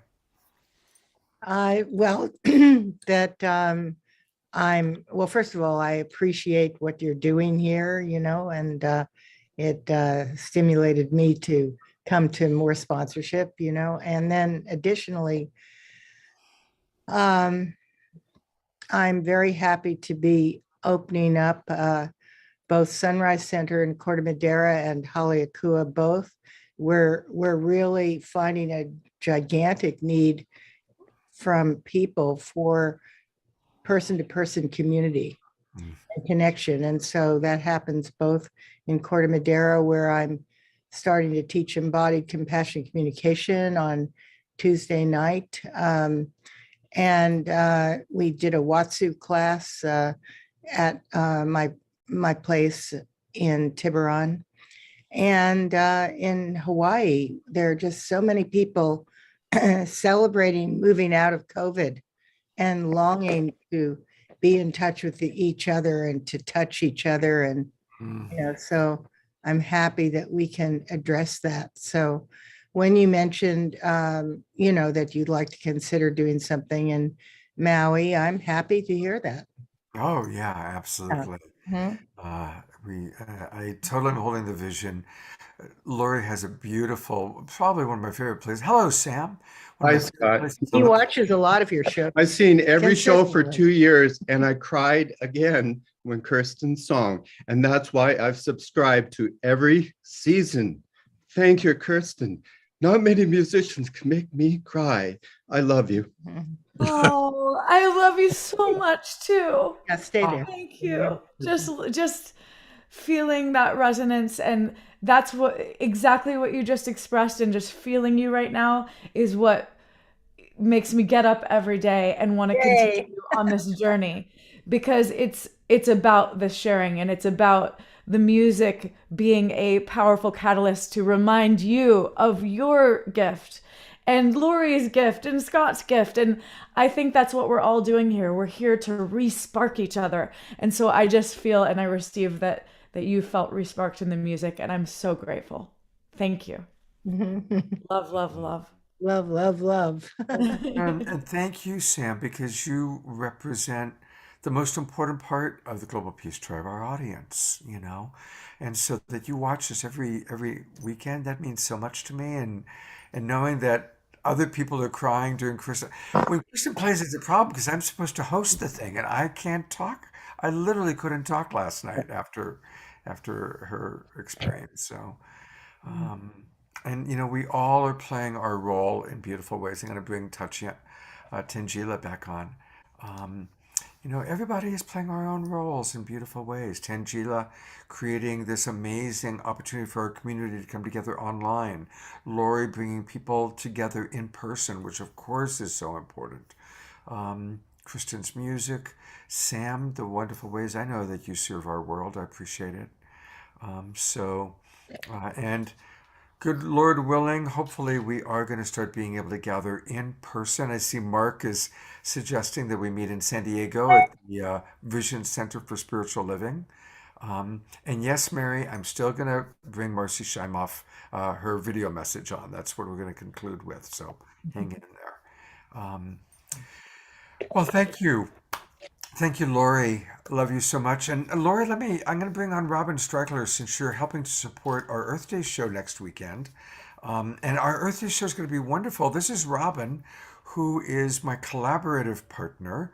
You know, I collaborate with different people. I collaborated with Lori on the Brain Show. I'm going to collaborate with Tangila. The first weekend of June, we're going to do a whole show together on Soul Search. And Robin is who I'm collaborating with on Earth Day next weekend. So, Robin, do you want to take a moment to tell people what's going to be happening next weekend? Absolutely. And thank you, Scott. Just so much gratitude for this show.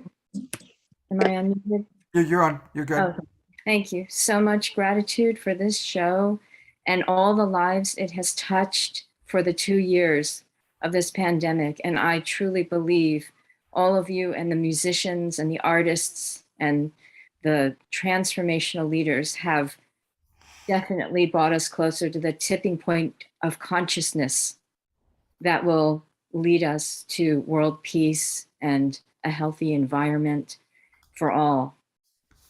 And we all know that we have enough resources. This earth is a gift to all of us. It has everything we need. I just read about the Native Americans saying, you know, every ailment has an herb. This world is filled with everything we need, and we only need to open our eyes and see what the true earth really looks like. I don't say the new earth. I say the true earth. As like Michelangelo had chips away at the marble to reveal the statue, we are chipping away at the illusions of darkness to reveal the true earth. And part of that is what we're going to explore next week as we see the people who are connecting deeply to the true earth, the true animals, elements, living things that create this abundant, beautiful world. And we invite you to join us. It's going to be sacred. And I am putting on a transformational scene reading from a screenplay I wrote in the after show. And the purpose of that, the purpose of me learning to be a writer that could bring a story of transformation to a mainstream audience, is to bring that vision of a positive world to our art, to our writing, to our music, to bring that to the greater population. So hope you'll join us for the whole weekend. And I can't thank Scott enough and Deborah for starting Saturday Night Alive and then now the awakening world, the awakening true world. Thank you. Thank you, Robin. Looking forward to being with you all next weekend. Thank you so much. And she's got some wonderful people who are going to be joining us, so it's going to be really cool. All right, I'm going to put the spotlight on Christy Michaels. Hopefully, Christy, if you can unmute yourself without us having an echo, because I really want to encourage people to come to Christy's event that's taking place today in honor of the Mary Magdalene. Welcome to the Magdalene Impact. And Christy, tell us a little bit about it. Yeah, you can just click right in the middle on the Magdalene Easter celebration right there. Or, yeah, and that'll take you to the page. This is the 12th annual Magdalene Moonrise Easter service because sunrise is normally the masculine acknowledgement and the moonrise is the feminine acknowledgement of the feminine Christos, Sophia, the rising of the Christ within all of us. And so you have to restore the divine feminine. If we're going to really have oneness, we need both coming together, right? And so we've got an awesome group of people. Elizabeth Kelly, who's in purple in the middle there, she is from the Holy Order of Mary Magdalene and has created this incredible dance with Cara Luna that will just give you a peek behind the veil. Because that's what is happening is we're fulfilling a prophecy, a biblical prophecy, nonetheless. It says there will come a time when we will remember and discuss who she is and what she has done. And this is what we do. We demonstrate that peace and that love and that joy. It's all a part of the awakening process. And you got a taste of it last night, Kristen. You nailed it. And what you did was straight out of A Course in Miracles. There's a sentence that says, all separation vanishes when you share that which is holy. For holiness is power. And as we share it, it gains in strength. And we were all sitting there like, wow, what happened? Because we as a culture do not get to sit in the strength of our holy power. But it takes sharing that holy power. It takes somebody invoking it and claiming it. And that's what this celebration from 4 o'clock to 6 o'clock is all about. So thank you, Kristen, for doing that. I'm going to go back and watch the replay over and over because I hope you make it as a single slice. Alan and Son are editing it. It's downloading, and when they are giving us the thumbs up, they're going to edit it so it'll start with the twin ray and end with Kristen's words, love, love. The world needs to see that because as Cornflower said earlier, it was so beautiful what he was saying. When these dark, shadowy sides of ourselves arise, we have to be ready to love that. And let the light, you don't do anything to the darkness, you just turn on the light. And what happens to the darkness? But as the darkness arises, you have to bring the light. And usually most of us, we go, oh God, no, instead of, no, I'm going to shine brighter. I'm going to claim myself. Sometimes all you can do is say, I am here and I care. But, we do need to start this claiming process. We do need to join, because without the joining, without the gathering, there is no field. We have to create the field of love. And that was what was the magnificent demonstration. And Scott, too, I'm so excited to hear what you're going to have to say, because he's doing the Sacred Masculine. And he is the one man on this planet who has probably seen and touched more compassionate men. He has called them forward to speak their truth, to share their wisdom, to let us see that sacred, holy men are rising and they're joining with the divine feminine, who Scott has always loved and has always honored. But, he is calling them out of the woodwork, and for all of us to know. And other men, when they hear that and they see it, they go, oh, I guess it's okay to be a sacred masculine. Yes, because we aren't going to have the new earth without the sacred masculine awakening and joining and supporting the divine feminine. So thank you all so much. And I put the link. You just go to the gospelofmarymagdalene.info and you can click on the button and join us. It's going to be fabulous. Right. Such a heart-rendering, open-hearted, joyous time yet again. Thank you, Krista, for all that you do. You also put so much effort, and your events are always awesome. And Yeah, it's like I'm a crazy woman. I cannot not do it. You know, she's speaking through me so much that I have to like, okay, I surrender. Well, I will see you at 3 o'clock for our sound check, and of course, for everybody else, it starts at 4 o'clock Pacific time, 7 o'clock Eastern time. Thank you so much. Blessed Thank be. you, Christy. You're such a beautiful spirit, so present, so embodied, so full of light and guidance. And I just love that you're listening to your path and really stepping into it fully. I can feel that, and it's just such a great honor to weave with you. Thank you, dear. Thank you. We're going to be talking actually because I'm raising money to do a song with you that Magdalene wants to have manifest.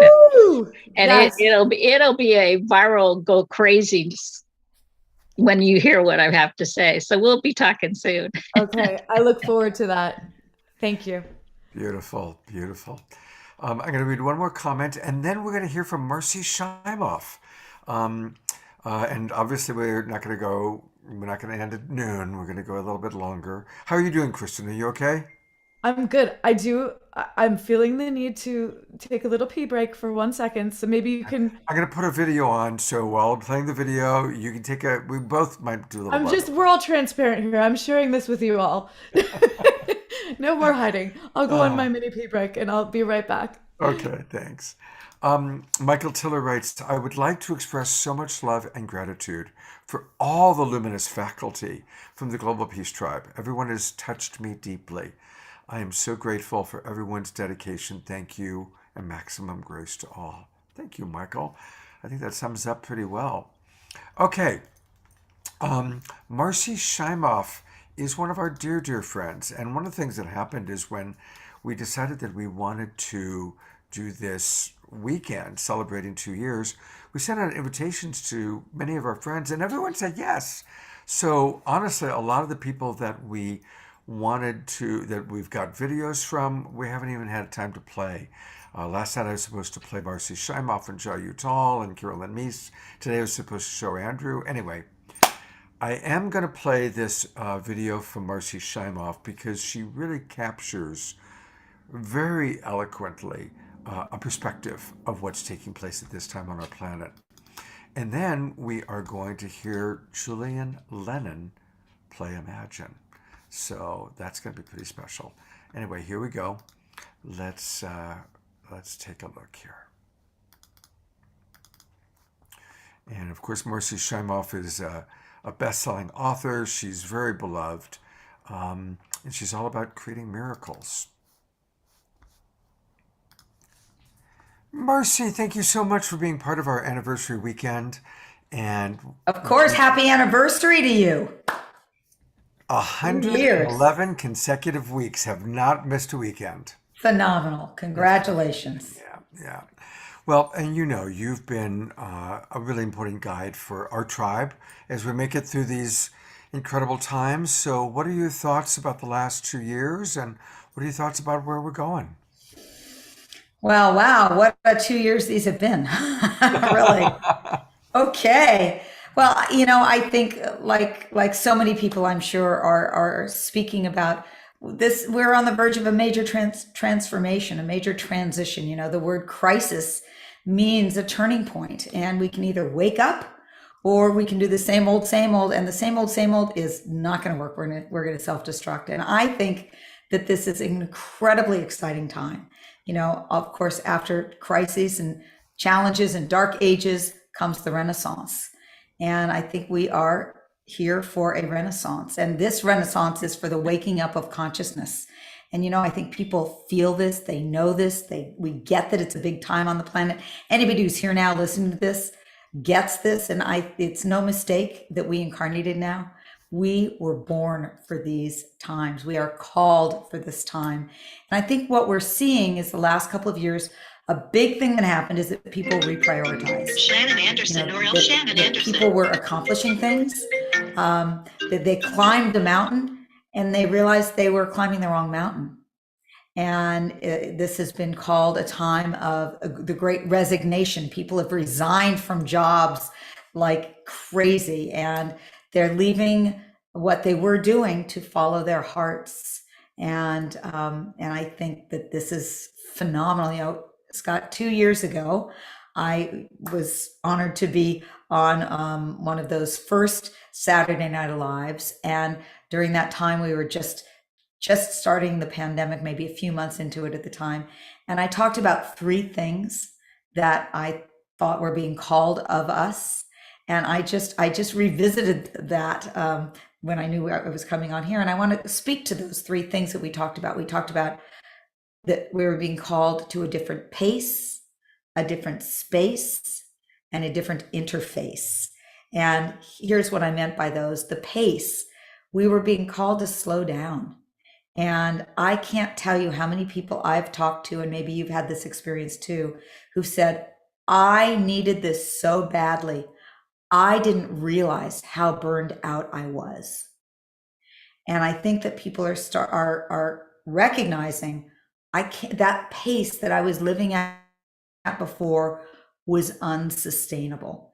And now there's got to be a different pace that's more honoring of a sustainable lifestyle that really works. And then space, you know, we really started paying more attention to where were we. We gave more attention to our homes, you know, our outer space to become, I know I've done a lot of home improvement in the last couple of years, but also to my inner space. You know, what do I want my inner space to be like? And I've seen so many people doing much more of their inner work. And then interface. I think what we've seen is the importance of community, of connection, of relationship. You know, the happiness research has always said that we need to have connection to be happy. And we've seen that people who fared the best through these couple of years were those who stayed connected. And, you know, thank you to you, Scott and Deborah, for Saturday Night Alive, that you came in to offer community. And that was, you know, really born of this need to connect. And so I think that we need to move forward with these three things in mind. Am I going to move forward at a pace that's sustainable? And I'm going to continue to give attention to living in an inner and outer space that really works for me? And am I going to continue to be in connection and in relationship and in community in a way that is life nourishing and supporting? Beautifully stated, and I love that you went back to that. And yes, I have noticed so many people that needed to slow down. And you know, people that have their dharma, we're blessed when we know what our dharma is. It's a really good thing. And I Yeah. think for a lot of people, they needed to get out of what they were, you know, where they were, the mountain they were climbing, as you said, Yes. get back into a restful place and really be able to listen to spirit of, oh, this is what I really need to be doing. This is what really matters in my life. Yeah, there's a beautiful Howard Thurman quote that says, let me try to remember it properly. It says, don't ask what the world needs.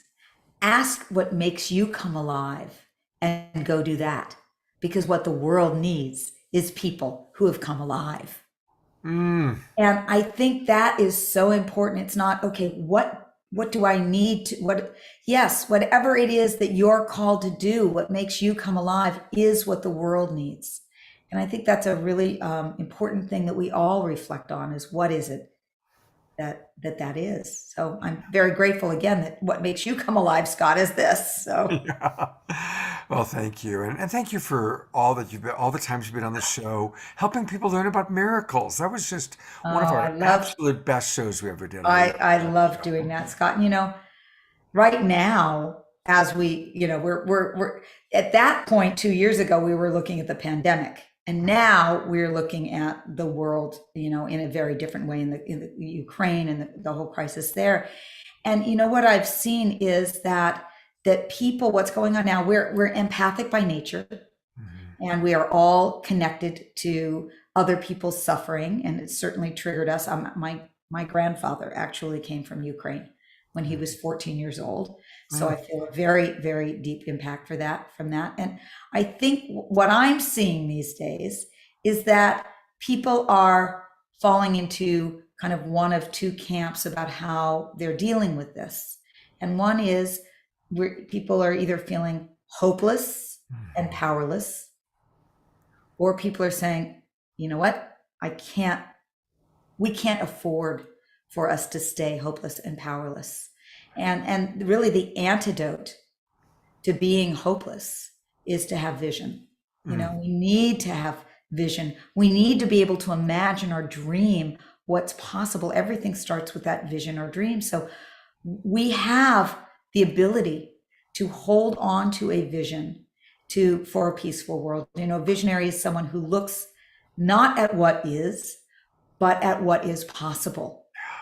And we watch the news and it may look like it's impossible, but we need to be the ones to, like John Lennon says, you know, imagine all the people living life in peace. We have to be the visionaries, the ones who can hold on to that possibility. And then I also think that instead of feeling powerless, which means I can't do anything to make a difference, we have to own our responsibility and the difference that we can make. You know, we make a difference just by living in the light as much as we can. Our light impacts the world. We make a difference by sending our light and love. You know, we are a force of light and love, and our energy and our attention can be a very powerful gift for the world, for people across the world. And then we can also take action wherever we feel inspired, you know, whether it's donating or whatever it is you feel called to do. So we are truly here right now to be a stand for what's possible, to imagine that, and to be empowered in our actions, so that we can make this all really the shift that this world needs right now, the renaissance that's being called from us.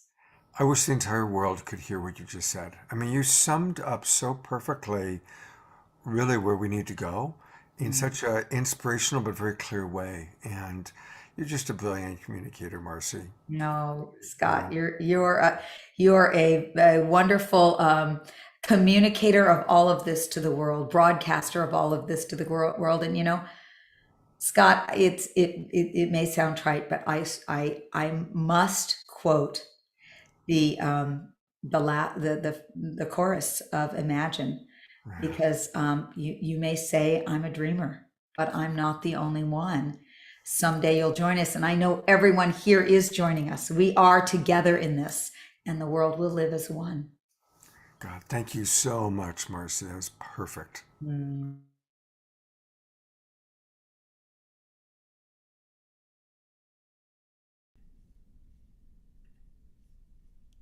Wow, that was amazing. That was so poignant. Scott, I think you're muted still. I loved how she said we can't afford to live in hopelessness, and then talked about the vision and calling forth our vision.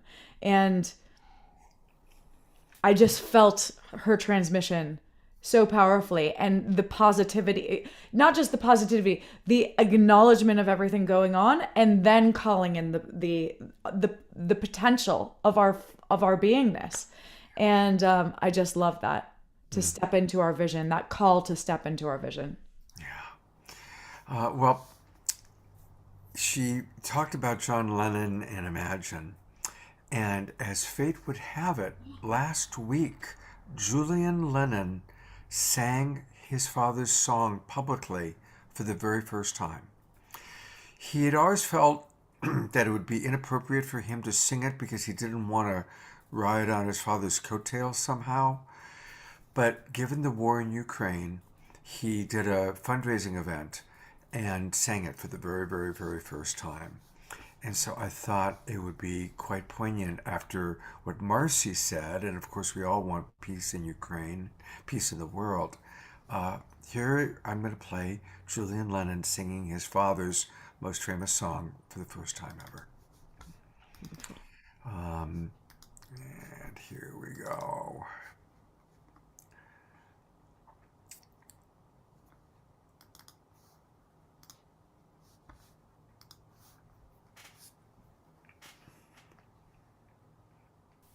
One, 2, 3, 4.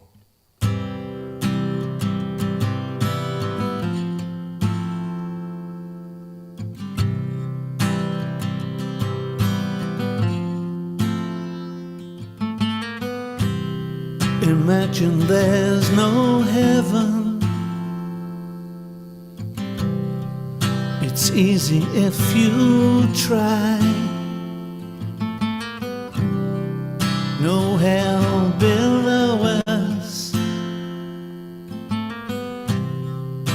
above us only sky. Imagine all the people living for today. Imagine there's no countries. It isn't hard to do. Nothing to kill or die for, and no religion too. Imagine all the people living a life in peace. You may say I'm a dreamer, but I'm not the only one. I hope someday you'll join us, and the world will be as one. Imagine no possessions. I wonder if you can. No need for greed or hunger, a brotherhood of man. Imagine all the people sharing all the world. You may say I'm a dreamer, but I'm not the only one. I hope someday you'll join us, and the world will live as one.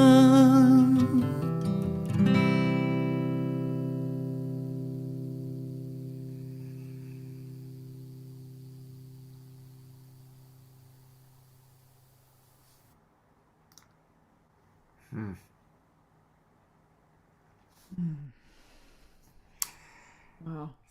So That I was a thought that perfect would way be to. a perfect way to end an amazing weekend. Yeah. Thank you, Tangela, for being this wonderful new part of our Global Peace Tribe family. Oh, thank you Thank you, so much. Kristen, for providing such amazing moments. Go ahead, Tangela.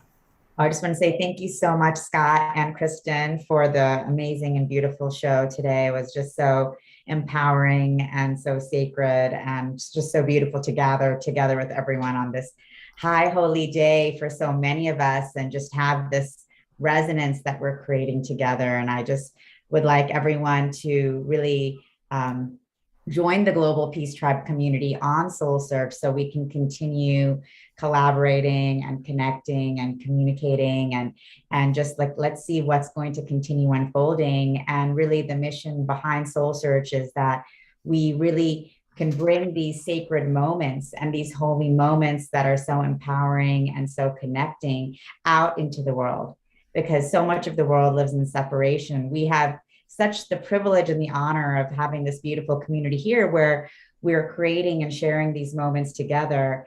And, you know, it's now time like to really bring these moments out to the rest of the world so that we can continue sharing and building and creating this global vision of peace and abundance and unity and one love that we all know is possible. And just like Marcy Shaimak said, just to hold that vision, each one of us, but to create that vision together, both within the Global Peace Tribe community, but then out into the world. So just wanted to thank you both and thank you all for creating this beautiful community and just inviting me to be a part of it. I really thank you so much. It's beautiful.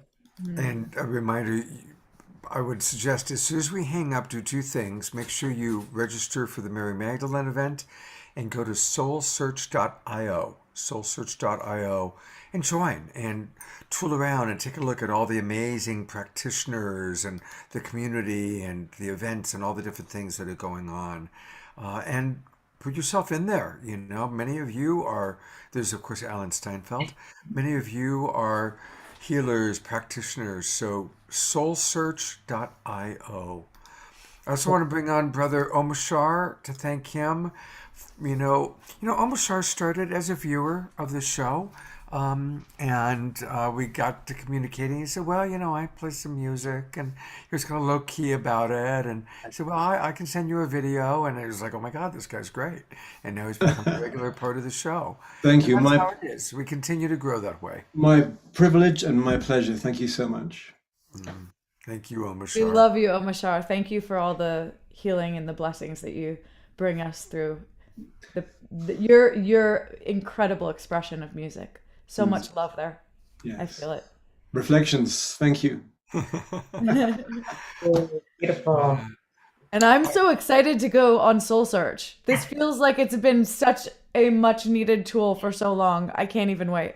Well, Kristen, I can't wait to have you on there and to bring your music out into the world. And you too, Omashar. I mean, it's just for me, I think we shift so much through vibration and frequency, and both of your music, it's just a pure channel to the sacred, to the divine, to who we truly are. And, for us to, again, bring this out into the world. So it's not just our spiritual communities here that are sharing and receiving all of the gifts that you have to offer, but really bringing it out into the whole world. So I'm super excited just to be connecting with you both here, and then really looking forward to collaborating together and getting you all out there. So thank you. Thank you so much for having the courage and the dedication to really birth this much needed space into being, because I know it's taken a lot of work and a lot of probably difficult and challenging times to figure out how to make it all happen and how to make it work. But it is a space that has been truly needed and called for. And so thank you for your dedication and for making it a reality so that we can all dive in and enjoy and connect and understand what we're all offering and our unique gifts and engage in new ways. So exactly. Now, thank you so much for acknowledging that. And when Spirit first brought me, the idea, is that actually the technology to do this has been around, but global consciousness was not at the place where we were all ready to receive all of the beautiful gifts and wisdom that everyone has to offer. And so now we're at this time where the world is awakening, where global consciousness is ready. And we have so many of you, all beautiful souls, ready to share and ready to bring your gifts out into the world. So I'm just really excited to what we're going to be co-creating together. I mean, this is really the only beginning and the first steps. And this is a real community effort with all of us building and growing together to really change the world. So thank you. I just am so grateful for all of you and so many wonderful comments coming in from our audience. A lot of people are acknowledging this. So Nancy writes that the sun came out in Pennsylvania as Imagine was being sung. And Tarina has already joined Soul Search. So there you have it. All right. I've got a lot of things I need to still get done to get all the replays made and turned into YouTubes for the weekend.